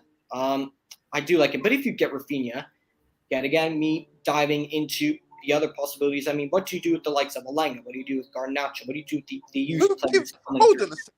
Who gives a rat's ass about Elanga, bruv? I do not care about Elanga. Honestly, he could go back to the under 23s and do whatever he wants to do. I do not care about Elanga. Elanga is overrated. He is not the guy. I don't care. Who? I'm not saying. Who overrates Elanga? I mean, to be honest, I don't know of anyone who overrates Elanga. You said, what did you do with Elanga? You sent him back to the under 23s where he came from. Not only did I say. I just say Elanga. I said, what about Arnold? What about all the young players coming through? What about Garnacho? Dave, what do you do with Elanga? I mean, what would I do with Elanga? Yeah. And am I assuming that Rafinha comes in? Rafinha comes in. What you doing with Elanga? What you doing with him? Keep him around as a squad player to rotate in and out. Play him in the Europa League. Play him in cup games. Chaps, come on, you have to give Elanga a chance, man. Come on, one more chance. Arrest you think? I promise you now, yeah. No. Chaps, You're talking to the same person now. I'll let you know from now. Chaps doesn't care about Elanga. He doesn't care I about don't care about him as well. No, you're talking to the same person. He Yeah. doesn't. I'm not saying he's the best in the world. I don't rate Elanga as well. I don't rate him. Elanga should be at Wolves on loan. I'm just saying he should be a part of the squad. That's all I'm saying. I'm not saying Elanga starts week after week, Trumps. I'm just saying just someone there. But that's the problem. He does. Because to be honest with you, Rashford hasn't been performing for shit, to be honest with you, and you don't have anybody else. So, and Elanga's a young kid. He's been given a whole lot of pressure on his shoulders. He's a young kid coming through, being thrown into games which he should have never been thrown into. Oh no, can't blame Ralph Rangnick for that one. He's being thrown into size of games which he should never have been thrown into in the first place. For me, I want to see what Tenon could do with him. I want to see him rotating in our squad. And again, I'm not saying he starts every week, Trops, especially if we get someone like a Rafinha. I'm not saying he starts week after week, Trops. All I'm saying is, and also I think another thing is that you have a lot of good youngsters in the under 23s. You have to start rebuilding that bridge from the academy from the under 23s, from the youngsters to the first team. Because Manchester United has always been known to be signing top prospects. I mean, you look at how good Alejandro Garnacho is. You look at the likes of Hannibal Mabry. It's time, James Garner. It's time to give these guys first team football. If you're not going to give them first team football, send them out on loan, whether it's to the Championship or to the Premier League, and let them prove themselves. Elanga is good enough to be in the squad as a squad player. He's 100% good enough to be a squad player. Would you keep Not going to on rotate next season? rotate every week. Not to be in the squad every week. Just a person off the bench. He's better than Daniel James. He does the same thing as Daniel James, if not. He's better than Daniel James. And I'm not saying that. Better than Daniel James. I'm not warranting that as that's like the minimum sort of expectation. Arrest. Let's ask Arrest. Davi. Let's ask Arrest. Daniel James or Elanga? we sold Daniel James. Come on now. For me, Elanga. For me. What? Traps. Fair You want to know what Daniel James is? If I were to compare him to a cartoon character, you want to know what Daniel James is? He's the flippin' Roadrunner from Looney Tunes. Sonic the Hedgehog. I have sat there, yeah, and I have watched Elanga They stand. both play the same thing. That's the thing. Look, They he's are a young the kid. same. They're the same. They're the same guy. Yeah. He's a young player. He's a young kid coming through for the first time. If we're going to be totally honest about it, yeah, the only reason why Daniel James got sold, yeah, is because Ronaldo come and they needed the number to give to Cavani. That's the God's honest. I mean, and also, There's I don't no think other reason Daniel James wasn't why going to they get in the sold squad Daniel anyway. James. Huh? He wasn't going to be in the squad anyways. Of course he was, man. But Daniel James used to play. He could play. I Well, mean, we got Sancho though. I don't think Oli wanted Daniel James because when we got Sancho, and he was like, "That's it." no, I also think it was to raise funds as well. I mean, if I think Leeds are offering 30 million for Dan James, I don't think. I mean, a player that we paid what 15 million pounds for, we made literally double the profit. Yeah, of course. So- You can't turn that down. You could £30 million for Dan James. You can't turn that down. Of course. You No, can't. of course not. No, But and at the I same agree for the board. I agree with the time, board. you can't rock up with Elanga, yeah. You can't rock up with Elanga, especially. Listen, this is what makes me laugh about everyone, yeah. You talk about Elanga and this and that and the other. They paid £30 million for Ahmad and put him on loan to Rangers. Didn't even get a game. And You got the other one. You got Facundo Pellistri. He's out on loan to some other team. Well, why is Elanga here? What is he here for? He's an under 23 freebie. Yeah, he should be in the under 23s learning these trades. These players that they pay £30 million for should be playing football. That's what should be happening. Ahmad should be playing. Yeah, not I didn't agree with Elanga. Palacio signing. To me, I think the Ahmad signing, I think that was a major cover up by the board for the massive failure of Jadon Sancho that summer, where it looked like when we would do nothing but obsess over him that entire summer. When Dortmund asked for 120 million, in which Man United didn't pay, I think rightfully so. But we brought in Ahmad. I don't think that was a player that Oli really wanted, to be honest with you. But there was a player there to be given a chance, a good player. For he was playing well for Atalanta. He was playing in the Champions League for Atalanta, was scoring goals for Atalanta, but never given a chance at Man United. I mean, he scored a couple of goals. Did he score against AC Milan? Yeah. He scored that. He scored a goal. Like he deserved. He should be where Elanga is right now. That's what should be happening. Elanga for me, he's overrated. He's an average guy. Yeah, there's no question about it. He's average. And for me, I'll give him at least another season. For me, he hasn't even played a full season. Another season. He's not even played a full season. Traps, what do you think? Playing for months. What do He's you a say? young kid coming into this for the first time. You cannot. For me, he's not good enough. What's his abilities that you don't like? What's the abilities that you don't like of Elanga? He's just an average player. He's just average. Don't get me. There's nothing outstanding about Elanga. There's nothing that excites me about Elanga. I mean, even for instance, yeah, if we take about this is when I was done with Elanga, yeah. So they got that chance. Remember that chance when he's collided with Rashford, and he's offside. Yeah, he's offside. He's offside. He's ran to grab the ball to shoot, and I thought to myself, bruv, you've got no awareness whatsoever. How can you not know what you're doing? You're offside, how bro. How old is Anthony Elanga? And how old is Anthony Elanga? I think 19 or 20. Does he have a whole lot? Does he have a tremendous amount of football knowledge? No. Will he learn that? Yes. Is he a young kid? Yes. So look, do you want to know the harsh reality? Do you want to know the harsh reality of Elanga's career? Elanga is only playing because Greenwood, is under arrest at the minute. That's the only reason why he is there. He'd probably be in If the Greenwood was still involved, it was just if he didn't do what he was doing, what was going on in his private life, Elanga would be in the under 23s or on loan to flipping Birmingham City. That's the God's honest truth of it. So giving him a chance here, he's been given a chance by default. Not because that's the truth. He's not good enough. I mean, Ralph Rangnick thought otherwise. You remember, Elanga wanted to go up on loan. Otherwise, listen, if we're going to be honest about it, Ralph Rangnick's appointment was a disgrace. It was pointless. Yeah, him coming here to do what he was going to do, to say what he was going to say, he did nothing. All he done was slate these players, which was rightly so. But the truth is, he's off now. He manages Austria now. That wasn't part of the plan. It was all a debacle. The whole thing. Yeah. Traps, I do have a question to ask you. Were you not the one that would consistently and constantly defend the appointment of Ralph Rangnick and defending Ralph Rangnick almost all the time, saying that nothing was ever his fault? Yes, I was, because at the time, like I said, when the way they sold us the dream, I bought the dream because they sold us a dream, and as Ralph Rangnick's going to come in, Ralph Rangnick's going to come in.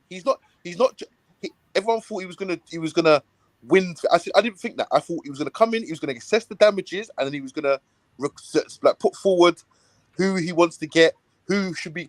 None of that has happened. He's left the club, and it's just been a disaster. He hasn't even said a word about Manchester.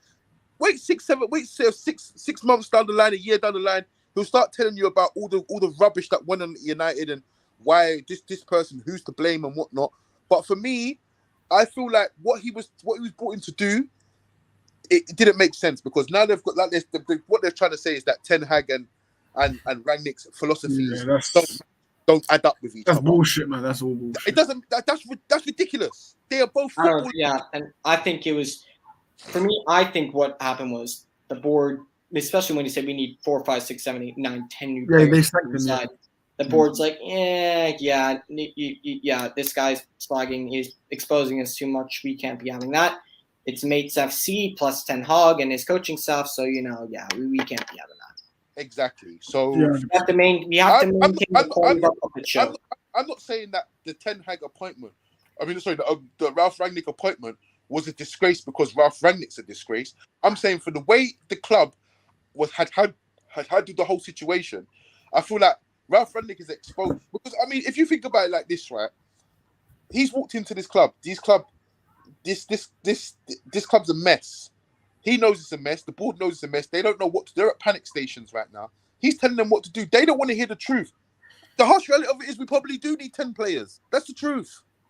So at the end of the day, if they don't want to hear that, or they don't like the way he's been dealing with it, then they've made up this whole, he's joined Austria, an old conflict of interest between him, and it doesn't make any sense. So to be honest with you, for him to be playing Elanga, like he said, I think did he not say that getting rid of Martial was a bit of a mistake? Did he not say? Who said that? Ralph Rangnick? I'm sure Ralph Rangnick said that basically because of the attacking options that he was left with, getting rid of Martial, they shouldn't have got rid of Martial on loan. They should have kept him. They should have kept him. Yeah. I think he said that. So that's my point. So that's I bet you don't like Martial. Elanga playing because he's the only guy that, to be honest with you, like everyone. And this is what made me laugh about the whole situation as well, because Elanga was playing, but everyone was screaming, give Garnacho a chance. Give Garnacho a chance. Give Garnacho a chance. So I said give Garnacho a chance against Norwich when we had nothing to play for. I was saying give the youth players a chance when we had 0, 0, 0, nothing at all to play for. That's what I was saying. I wasn't saying that back in January or February or March or April. I just there to play. I just didn't see Elanga. I see Elanga as an average player. Okay, what about Martial, Traps? Do you rate him? Personally, I think Martial has an attitude problem. I think he has an attitude problem where he just, I don't know, I don't think he loves football to a certain extent where he wants to play and he wants to give his all. I don't know if it's because making notes. Dave is making notes. Yeah. I don't know if it's because of the club, but to be honest with you, Martial, I think his time at Manchester United is done, along with the rest of them. Martial should move on. Be someone else's problem, because the truth is, if Martial scores 20 goals next season, everyone's gonna be like, "Yay, Martial's back." Next season he'll score 5 after that. Oh, we should have got rid of him 2 years ago. Just get rid of him now. Get rid of him now.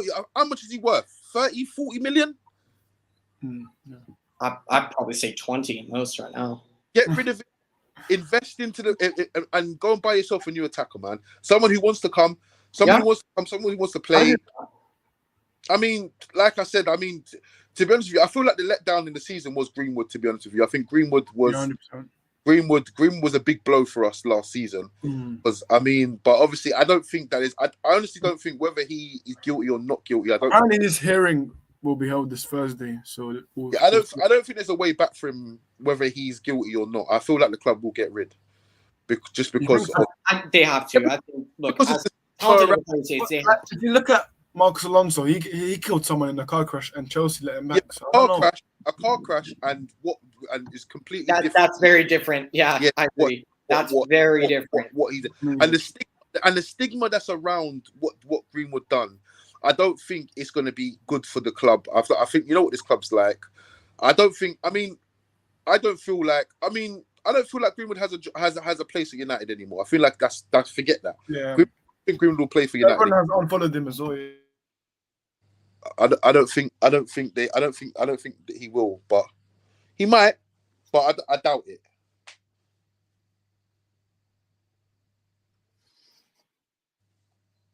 Yeah, 100%. But yeah, I think we should wrap this up. But if you guys have any thoughts before we wrap it up, I actually do have a question for Traps. Traps, you're given £200 million. Yes. You have morphed into Erik ten Hag's body. Yes. What players are you getting? Can I sell players? If you can sell, can I sell players and add more money on? Sure, but you can only sell, I'll say, up to 5 players. Bear in mind, keeping in mind, how much the player is worth as of right now. When you look at their form, when you look at, nationality, because of course English is always something a bit with that. Look at their current form. Look at how they've been playing this season. Look at how many years are left on their contract. Let's say you can sell up to 5 players to add to that transfer budget. But we're keeping it realistic. Probably no player in our squad goes for more than 20 million at the moment. All right, cool. So we have first things first, yeah. And we're assuming that all of the players. Listen, know what? Listen, look. All right, cool. I'm not even gonna listen. I'm sick and tired of cussing Maguire. So forget. I'm not even selling Maguire. I'm not selling him. Yeah, we're not selling him. Why on earth would you not sell Maguire? We're not selling Maguire. We're not selling him. We're just not selling Maguire. We're not doing it. We're not selling him. True. Yeah. No, you have a point. We probably won't sell him. All right, so we've got Aaron Wan-Bissaka, which I don't mind. Yeah, but at the end of the day, you have to look at it like, listen, Arrest, take your hands off your head. Let me finish. Yeah. Thank you. I don't mind him, but at the end of the day, you have to look at it like this. Yeah, you have to look at it like this. Aaron Wan-Bissaka is a very, very defensive right back. We are not supposed to be playing under the cosh. So his defensive qualities shouldn't be his biggest attribute, because we should be going forward. As in, we should be playing attacking style football. So therefore, that kind of right back is actually should be obsolete at United. So I'm gonna get rid of Aaron Wan-Bissaka. I'm gonna get rid of him. I'm gonna sell him. In terms of the wages he's on, I think at best probably a loan deal. I know Crystal Palace and Everton are in for him on a loan deal. How much do you think you could get for Wan-Bissaka? I'm gonna try and get 25 million for him. I'm gonna try and get 25. I'll probably push it to 20. Look at he's had a poor season. I'll take 20. We'll go 20. So my budget is 220 right now. Yeah. Aaron Wan-Bissaka is gone. Martial, you're going out the door as well. How much am I getting? That's another 30? No. 30 million? No, I'd probably say 15. No way. How much do you value Martial at? I'll say 20. I'll say 20. In my opinion, 35 million. 30? No. 20. Right, so I'm being realistic right now, 25 or 20. All right, cool. So 20. All right, also, 25. Another 25. So that's 2 or 5 I've got now. Yeah. I'm not going to sell. I'm gonna add something real quick. I know you're going to Just say. to add something in, yeah, to keep it realistic, because there's no way in hell all of the money we get for sales are gonna go right back in our budget. Let's say Oh, yeah. half of that money goes into the Glazers' pockets. Let's No, just say. don't forget that they're getting paid £11 million in dividends. That's what they're getting paid this week, Thursday or something. Forget that. Friday. Yeah, Friday. Yeah. All right. So cool. So we're back down to we paid them dividends, so we're down to 230. Yeah. So we've got 230 still. Forget that. We've got 230. That's fine. Yeah.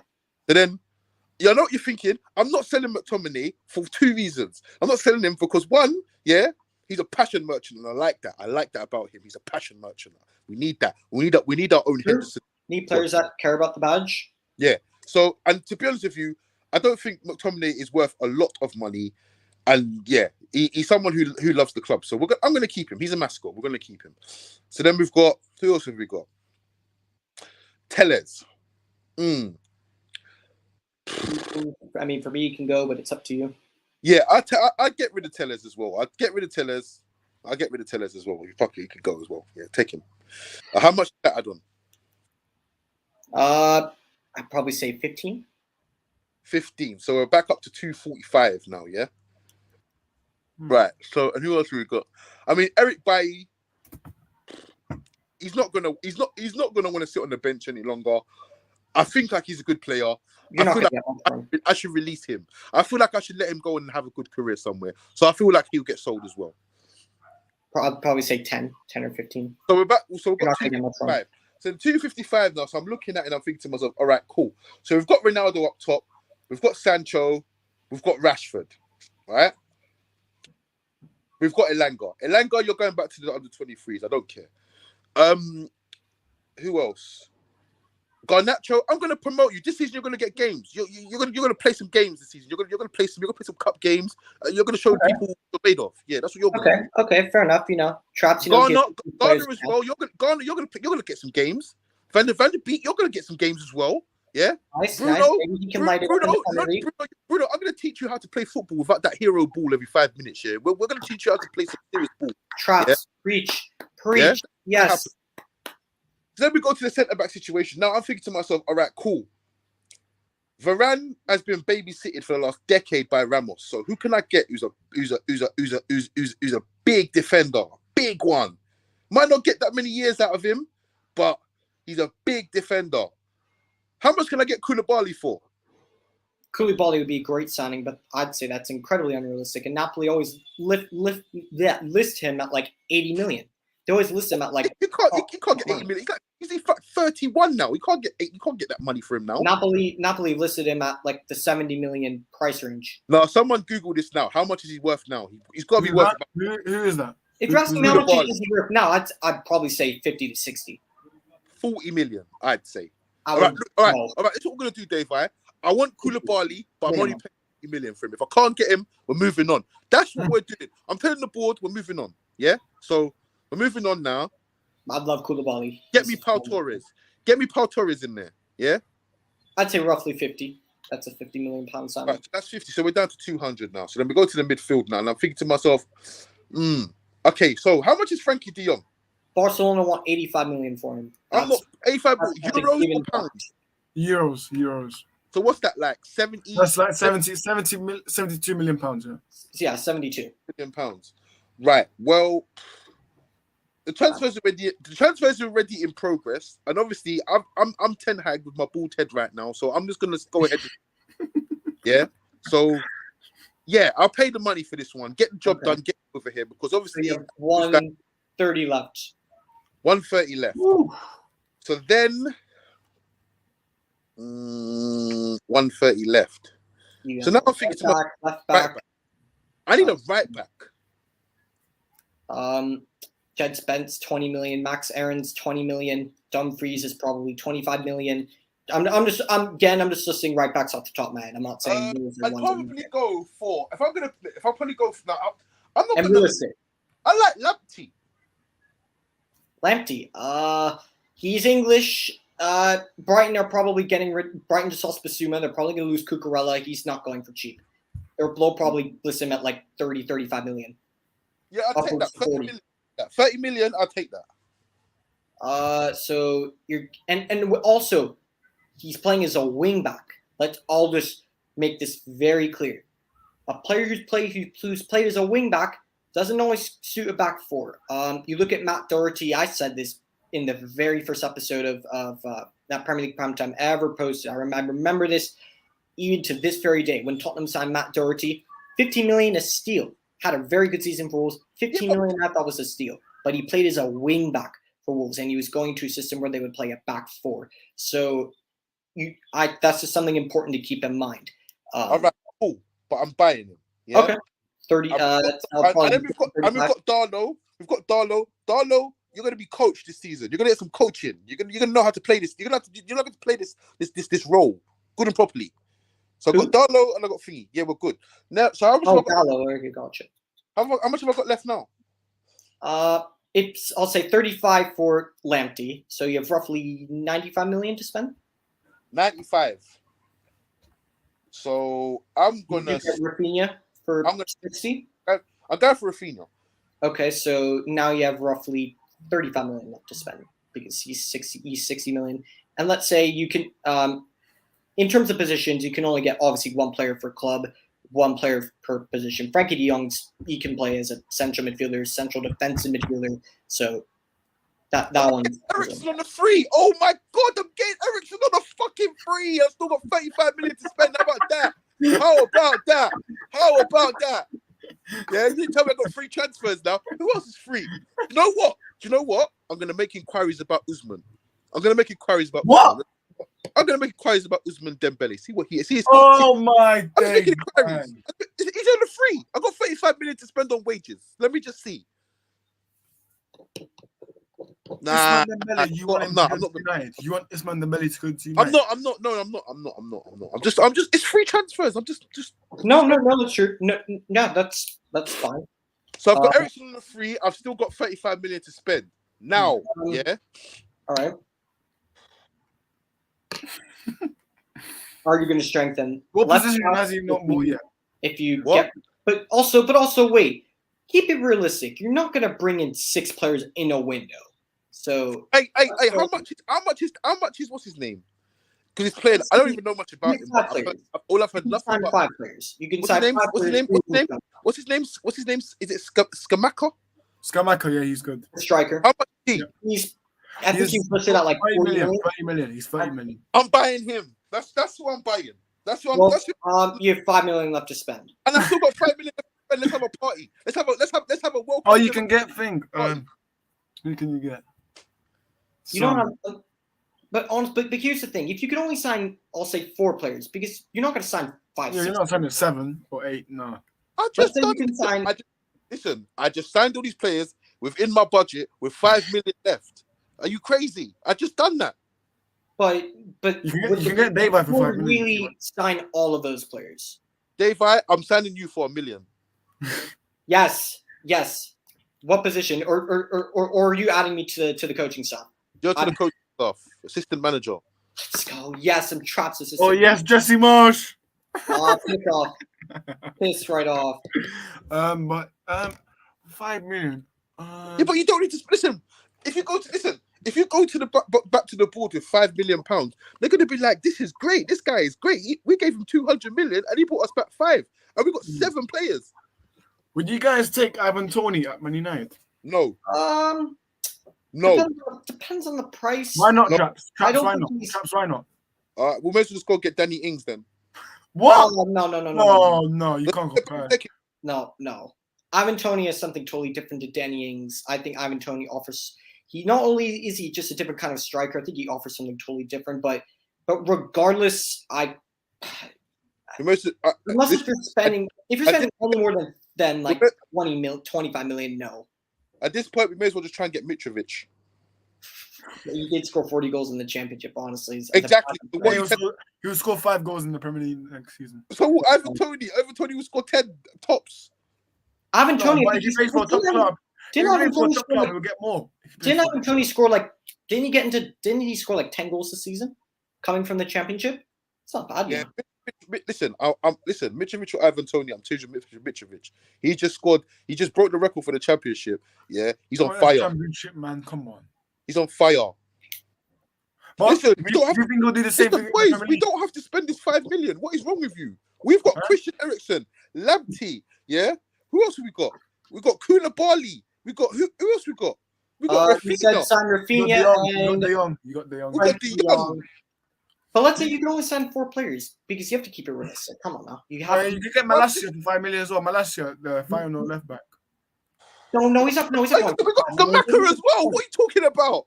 No, Malacia, the left back. Malacia. He's good. 5 Remember Traps' policy, or is you know. Oh yeah, no Eredivisie players. Remember. We got Gamaka, man. We're gonna win the league. Jesus.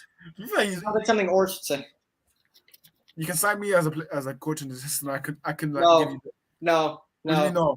I'm I'll be a better. I'll I'm do a better job than you. Listen, I'm not signing Arrest because Arrest will do leaks. Arrest will do leaks. I'm not. Arrest will do leaks. No, I'm not Mr. Rashford. I'm not Rashford. I'm not. He will Jesse do Lingard. leaks. That was Lingard. That wasn't Rashford. Rashford as well. Rashford, Dean Henderson, Lee Grant. All of these are leakers, man. But Rashford didn't leak. That was Jesse Lingard. Rashford didn't leak anything. On all the only That was leak based on that what I he gave is that the squad isn't happy. And to be honest with you, that's not a leak. That's just stating the obvious. Yeah, no, I I reckon, just saw a story. you know what I reckon? I reckon it was all of them. I reckon it was Luke Shaw. I reckon it was all the English players. Oh no! You can't say Luke Shaw because you hurt Davies' feelings. You can't say that. I reckon it was Luke Shaw. I reckon it was Harry Maguire. I reckon it was Definitely Harry Maguire. Yeah. I reckon it was Lingard. I reckon it was Rashford. I reckon it was flipping Greenwood. I reckon it was all of them. No, not Greenwood. No. Yeah, man. Mason's already in enough trouble as it is. I don't think he wants any. Yeah, man. On his, anything. Imagine he's not guilty though. Would you guys take him back or? I don't think he'll play for United again. I'll be honest. Well, we can't. I don't think we'll sell him though. So I don't know what we're gonna do with him. You know what will happen is they'll just terminate his contract by mutual consent. Oh yeah, that's true. But yeah, let's not talk about that. Who else? Oh yeah, 5 million. So you're gonna not spend on that? No, it's 5 million. You're not getting anyone for 5 million. You probably You can sign me as a coaching assistant, man. No, man, we're having a welcome to Manchester United party parade for all my new signings. Are you seriously gonna trust Dave with me? Come on, man. no. Don't trust these dodgy American coaches. You know. But I can have two. I can have two assistants. No. Me, get me. No. Come on. No. Listen, No, I can prepare you before match day, man. I can give you a team Like, talk. I'll tell you something. Yeah, You know who I'm employing? Do you know who I'm employing? Hardeep, get Hardeep. You know who I'm employing? I'm employing, Hardeep, Yes. for my social media. He is in charge of social media. Oh, See yes. Hardeep? He's in charge of. He's gonna have these. He's gonna have these fans.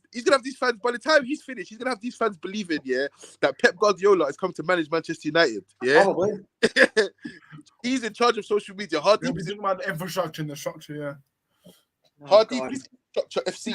Loves it. Yeah, but Traps. One thing I'll say really quickly, and when you sign me, I'm making sure there's a clause. There is an anti-war / anti-party clause in my contract. Do you know why I'm having second thoughts about you? Because I feel like you're gonna tell Harry Maguire that I call him Macclesfield Maguire.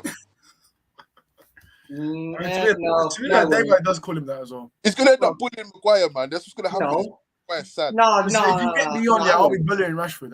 I'll be bullying. No, Traps. You want to know what I'd tell Maguire? I'll just say you're sold. That's it. Simple as. Listen, if you appoint me, I'm sure we're going to Aaron Misaka. I've got a question for both of you guys though. Now, Go yeah. So we've got captain. Who are you making the captain? De Gea or Ronaldo, either one. For me, Ronaldo. It doesn't matter for me. As long as it's De Gea or Cristiano Ronaldo, it does not matter.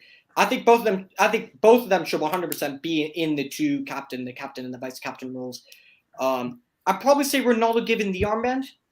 What do you think of people saying Bruno Fernandes? No, absolutely not. Absolutely not. No, I hope not. I love Bruno Fernandes. Traps, man, come on, that's your boy, Bruno, man. Come on, Traps, defend him. I love Bruno. Much I love Bruno, Bruno needs one thing. Bruno does need to stop with his game is that moaning shit he does on the pitch. I hate it. He moans for absolutely no That reason. is true. He moans at the referee constantly. It's embarrassing. Stop. Look at Neymar. Stop doing it, bro. That's what he does every game. And you want to know what else he does every game? He does this as well. Nah, but come on. Ooh, I'm the ghost. I'm the ghost, Bruno Fernandes. Behind the midfield. Ooh, I go missing every game. Ooh. He's That's what he does every game. I'm Well, I can't actually moan because I had a bet with an Arsenal fan, for £200 that he would score 10 non-penalty goals this season, and he actually scored 10 goals this season. And that's your money. What And I got. Oh my god. What's your prediction for Man United next season? What do you mean? Like, Depends on who you bring in. Depends Actually, on we'll who save you that for a future video because I don't know. I'm going to take this off camera right now, because I'm just laying down. Let me just take this off camera so you can see my face when I say this. You can clip this. Ten Hag must win the Europa League. Must win the Europa League. Ten Hag must deliver the Champions League. Europa League this season. Yeah, Okay. He must deliver the Europa League. I'll say this, right? What if he delivers an FA Cup and a third place finish? I don't care about the FA Cup. We're not Arsenal. That's a good trophy. That's a good trophy. Come on. We're not Arsenal. I don't care about the FA Cup. It's a good trophy, man.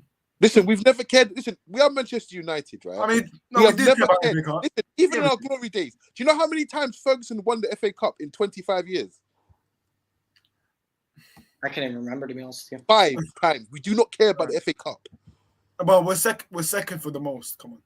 We don't care about the FA Cup. I know we The FA don't. Cup- I don't. Listen, let me tell you something. The only time I've wanted to win the FA Cup here is when we won the league and we were trying to do this double stuff and this treble stuff. I want to win the FA Cup in Let me 2016 make my when there's predictions. literally nothing to play for. I think we're gonna win the quadruple. No, I'm joking. Oh Dave, my joking. god. Dave, I'm joking. I think Oh we're my gonna- god. I think No, I'm I joking. think I honestly feel like we should win. I mean, if we're going to apply logic to the situation, the logic is this: Erik Ten Hag is better than Ole Gunnar Solskjaer. Ole Gunnar Solskjaer got this team to. Well, no kidding. Oh, come on, that's common knowledge. Come on.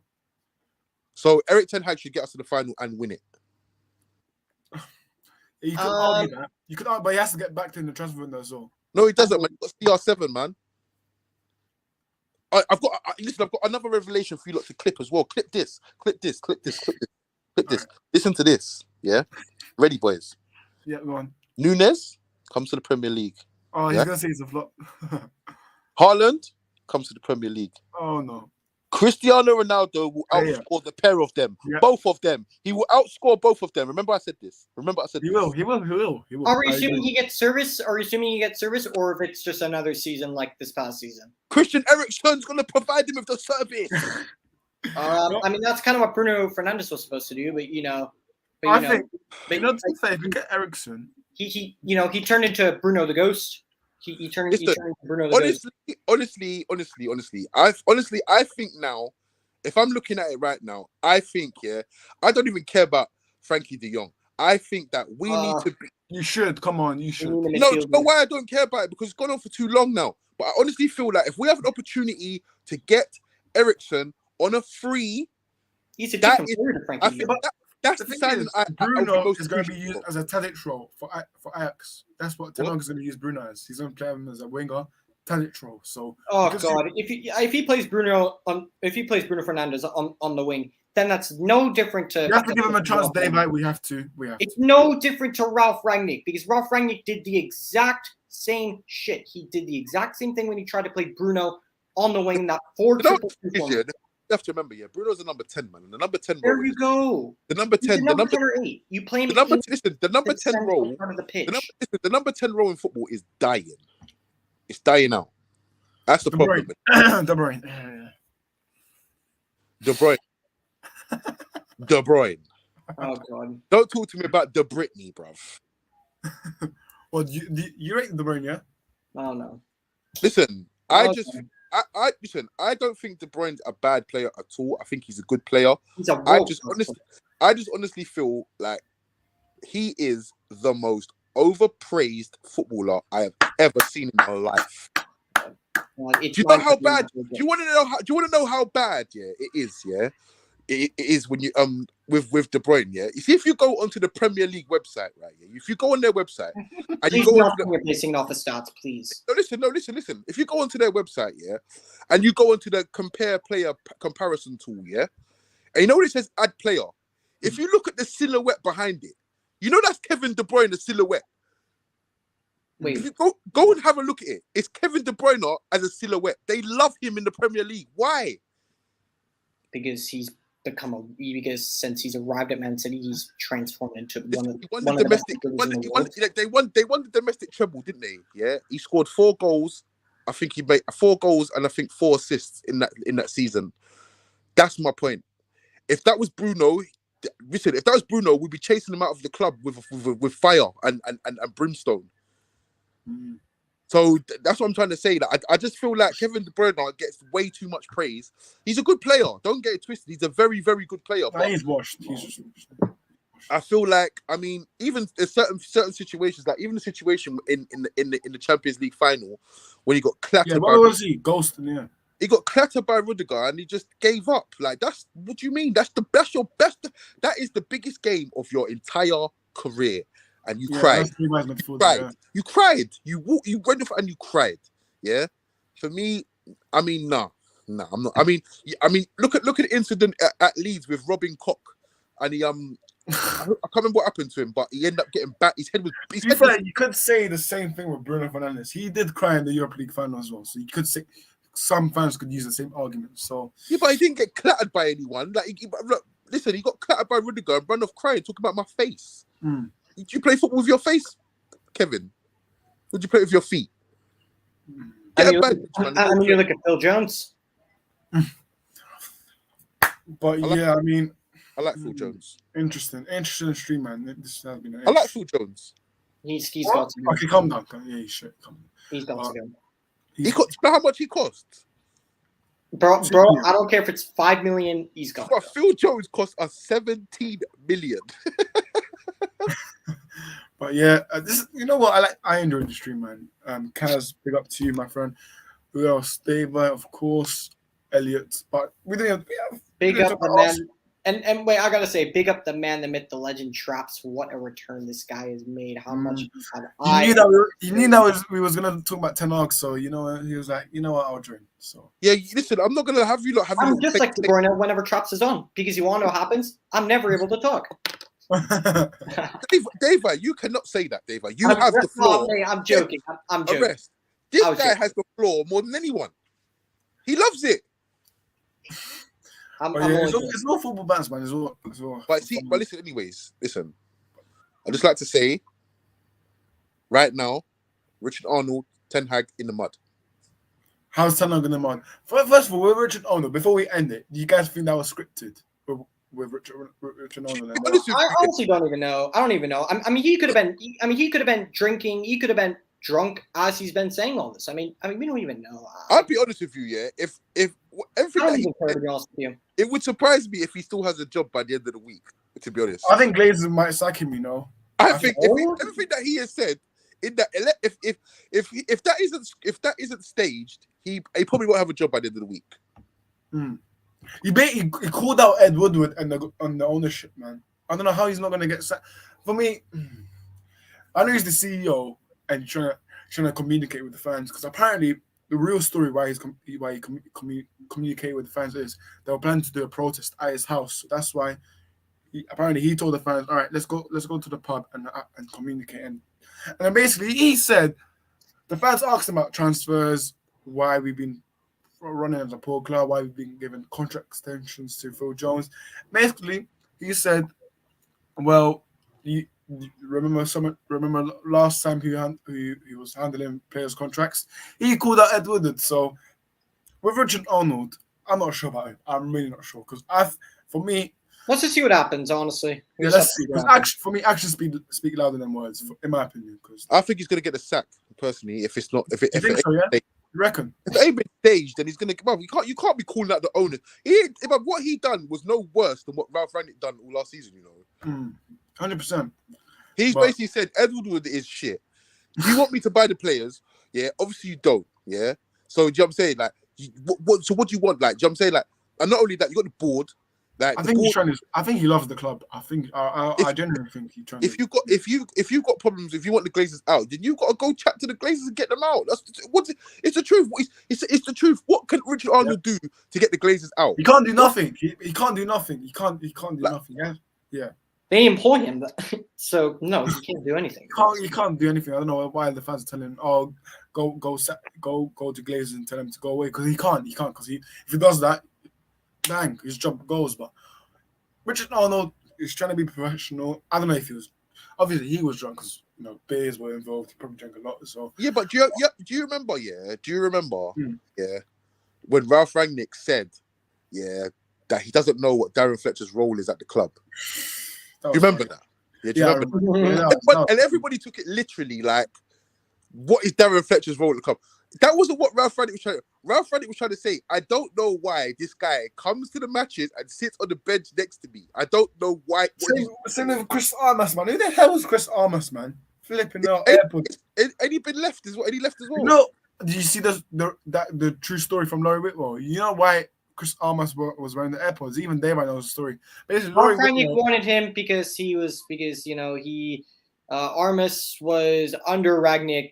I think it may have been at Leipzig. I don't know. No, that's not the story thing. Laurie Whitwell was at the club. I think he was at Leipzig during the time where Rangnick was being the DOF there, and basically he was looking around for people not doing anything, not in a job. He saw Armas saying, and he's like, "Oh, Mates FC, hey, join me at Man United," and he somehow goes from doing absolutely terrible in MLS, completely destroyed. Basically tore up the foundations for Toronto FC, got sacked after like 2 or 3 months, and then somehow lands the fucking assistant coaching job at Manchester United. And I'm sorry for cursing, but that's fine. Thank you, Ralph Rangnick, for that gosh awful appointment. I would have seen McKenna State instead of Chris Armas. And I've been consistent with that. I have said I would rather keep McKenna and or Carrick. No, Dave said that. Than get flipping Chris Armas. Yeah. Terrible. And Laurie Whitwell uploaded on the story that Chris Armas was wearing AirPods throughout the matches because an unpaid tactician called Sasha Lenz was giving tactics to the Man United players through the AirPods. So basically, Manchester United, they let an unpaid guy give tactics to Chris Armas. The other thing that threw me, was the whole Paul Mitchell thing. Like you saw, people saw Paul Mitchell. They saw Paul Mitchell at a fucking match. I knew all that was Rangnick, and they thought he was coming to United. That was PR, man. Listen, United fans get gassed easily. Paul Mitchell. No, I never said he was joining us. I said Paul. No. I'm not saying that you said he was joining us, but you said United fans get gassed easily. No, I don't get gassed easily. No. Arrest. Do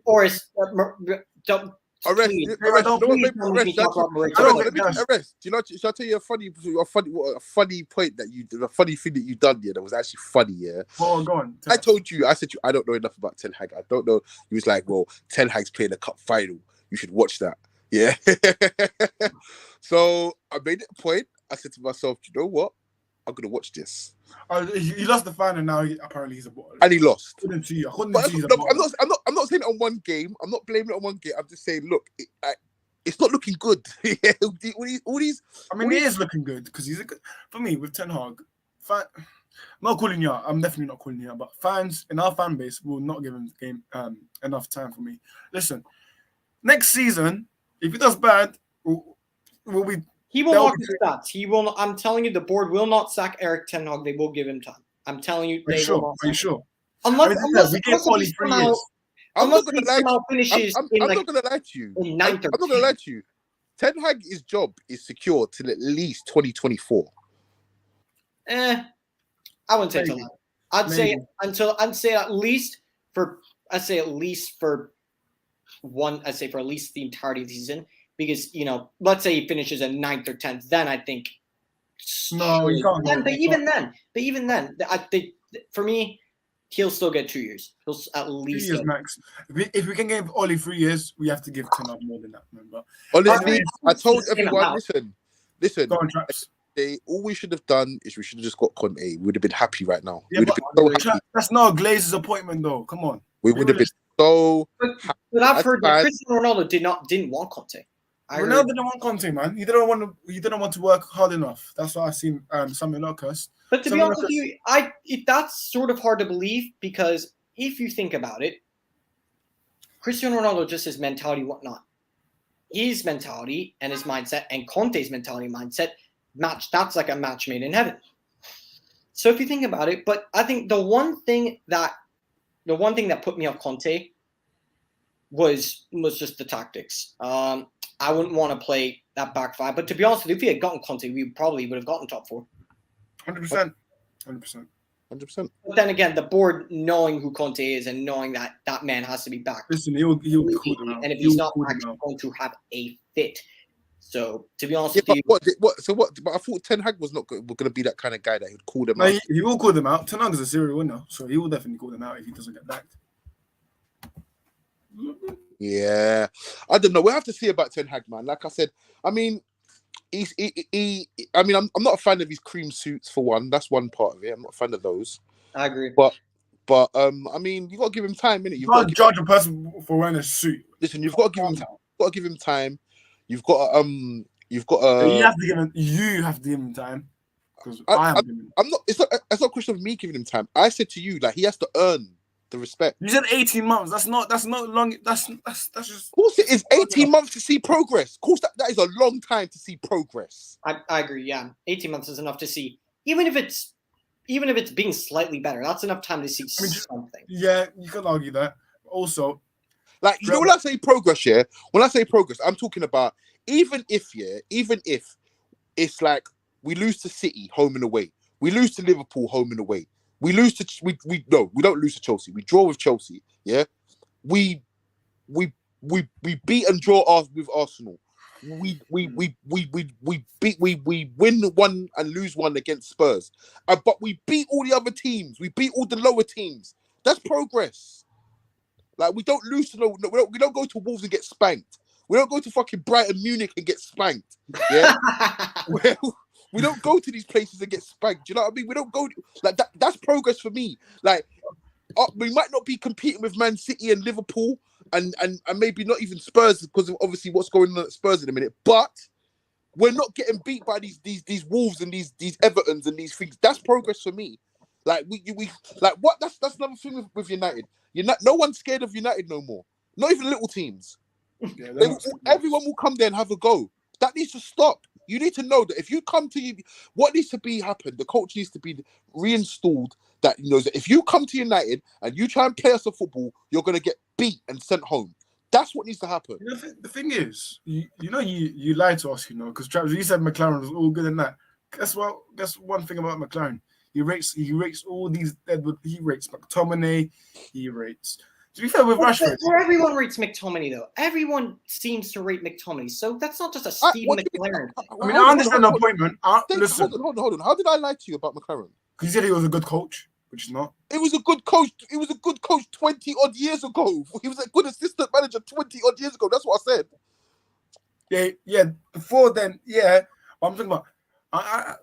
What I'm trying to say is, I'm not against it. I'm not against it. I'm saying this on stream now. I'm saying this on stream now, so it's recorded. Yeah, I am not backing Steve McLaren. I'll tell you that for now. I'm not backing Steve McLaren. To be honest with you, as of right now, I think the fan base. I think the fan base just needs to just unite. A new manager's coming in. I mean, regardless, I think you have to get behind. You have to get behind the squad. You have to get behind the team. For me, in my opinion. I mean, everyone as the entire fan base has to unite, and you have to get behind the team. Got to get behind the manager, get behind the team. At the end of the day. Okay, that's fine, Dave. But I have one question for you. Are you getting behind Maguire? I mean, look. Do I like Maguire? Do I want him here? No, but when he's on the pitch, will I back him? Yeah, 110%. You have to. It's not like I don't want. Of course, it's not like I want Maguire to keep playing the way he's played all season. Of course, I want Maguire to play well. Of course, I want Maguire to play for United like he plays for England. Of course, I do. Of course, I want flipping Rashford to play like to play like the Rashford that we saw, a few seasons ago. Of course, I want Scott McTominay to morph into prime N'Golo Kante. Of course, I want Aaron Wan-Bissaka to morph into the Congo version of Cafu. Of course, I want Roberto Carlos to keep proving his haters plus Oris wrong. Of course, I want to see it. I'm not hating. Of course. I mean, but is it going to happen every single time? No, of course not. More times than none. Other than Roberto, probably not. So to be honest with you, it's not a matter of do I like the player or not. I feel like Luke Shaw's play should be under threat by Fernandes. To be honest, I think Fernandes should play left. Nah, he's young, man. Come on. So Brandon Williams look how Brandon Williams made. He's shit though. Brandon Williams is shit. Of his life. Well, No, he makes a good point. You look at the way Brandon Williams came in. He pushed Luke Shaw. You look at when Telles came in. You look at how Luke Shaw played. Competition is always a good thing. It is, but I agree with that. This is unrealistic. But my favorite left back is Theo Hernandez from Milan. That's unrealistic, but I'm just saying that's my type of left. Good luck to try getting someone who I know, and would be like 70 million. So good luck with that. Malacia, I don't mind, even though Traps doesn't like Eredivisie players. Malacia's decent, man.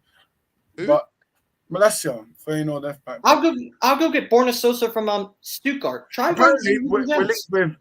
Apparently, we're in talks with Thing. What's that left back? Bundesliga. Borna Sosa. Yeah. No, is it him? Let me double check because apparently we're linked with everyone. We missed out. Everyone. Don't be surprised if you see a tweet from Fabrizio Romano tonight. Perhaps here we go. I think we'll look. Click me up. Yeah, this week we'll definitely have Van der Beek. Here we go. In my opinion, we will. Van der Beek. I mean, no, sorry, De Jong. Here we go. I don't think so. I think so. Yeah. No. I think so. I honestly feel like the Eriksen deal will come before. I feel like if I agree. I think we'll get Eriksen before Frankie De Jong. All right, let me share my screen just before you end it because I know it's been a long stream. Apparently, this is very reliable, by the way. I think it's tier 1 for Bundesliga. I mean, you say a lot of things are reliable when they're not. News around left back. Man United wants him. Talks about the left defender have taken place. Talks ongoing and good, but still a long way to go. Transfer probably around 30 to 35 million euros. It is said that this transfer can happen, but Borussia Dortmund could become hot if they sell Schulz or Guerrero. So Raúl, I don't know if you guys know him. David, do you know him? Raúl. No. I've heard of the name. I've seen him play in Germany. He looks decent. He looks like a decent player. Yeah. But I don't know him. He looks right. I've seen him play for Germany a few times. But that's, to be honest with you, that's kind of all I really know about him. I don't know that much about him. I think Ten Hag would definitely want a fullback. I think that's one of his priorities. I think if we're getting a fullback, prioritize a right back because I know as much as Ors loves Wan-Bissaka, he'll probably be sold or will probably be loaned. Who can we get for right back? Is there anyone that we could say that we could Darlow. Get? Dallow's already here, but who else can we bring in? I mean, you mentioned Lamptey, there's Jed Spence, there's He's gone to Tottenham. He's off to Tottenham. But Max Aarons, who we've been linked to. Oh my god! I'm not saying we're going to sign these players. No, I'm just saying the options that I'm saying.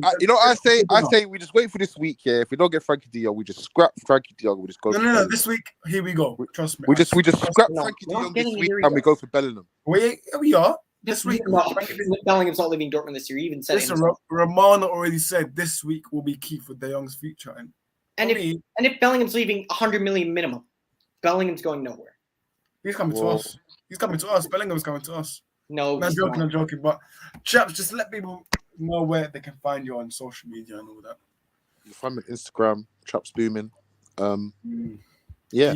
By the way, you need to delete that post because when you said Man United will finish third, you need to delete that, mate. You can also find Traps at Macclesfield_Maguire fan club. You can also find Traps at Mr. Ten Hag Lover on Twitter. But yeah. Macclesfield Town FC. Hey, man, just copy. Just carbon copy your thing. Do I really have to say it again? Premier League Prime Time for Dave. I'll say it for you, don't worry. Yes, yeah, you can You can find me find at Dave right at Premier League Prime Time. Subscribe to him. There's currently 7 people watching this, so big up to all of you. all 7 of these people. Go and subscribe to my channel at Premier League Prime Time. I'm really trying to get to 130 at least by the end of the week before I Sign go the contract. on a nice, Sign the nice contract. holiday, a nice vacation. I'm going to be like Traps for 2 weeks, and I'm going to do nothing but vlog myself. I'm only joking. And I'm more gonna do beach nothing posts. but show myself Hmm. at the beach, living the life. You know, And doing more Insta posts. I need it. I need it. But yeah, you can also find me at Oris Football on Instagram. And you can also find him at Shaberto_fan club. Eric Ten Hag's number 1 fan. No, / Ten Hag. Listen. You remember that first press conference? An era comes to an end. He's serious, man. He is serious. Listen. Pogba left, Lingard left, and who else left? Was it Mata? Jesse Lingard, Matic, Edinson Cavani, Nemanja Matic. And he was like, these players have left. It's a new era. They was always going to leave. Whether Ten Hag came in. Listen. Boris Johnson could be the manager. They was all leaving. Listen, we'll see. Ten Hag born next season, eh? We'll see. Ten Hag needs to sign a player, man. That's what he needs to do. Listen, Frankie de Jong is happening this week, man. But yeah, title charge next season. We haven't even made an offer yet on Frankie de Jong. So to be honest with you, Listen, he needs to stop signing these old players as well, man. Tell him to go find someone. Before we end it, do you think we will buy David Brown? I don't know. I don't know, to be honest with you. But we're not buying anyone before we buy a midfielder. I hope he comes. Before we buy a center back. He's better than Luke We're Shaw. not buying those 2 first. Yeah, he's better than Luke Shaw, so I'll be buying. But obviously, priority is De Jong. Oh yes, of course. What? But listen, Our priority is De Jong. Our priority is De Jong. Yeah, go on, Traps. Oh, he's gone. But yeah, guys, smash the likes if you haven't already. Subscribe if you're new. And we are out. Big up to Dave for tuning in, by the way. Big up. Subscribe to Premier League Prime Time.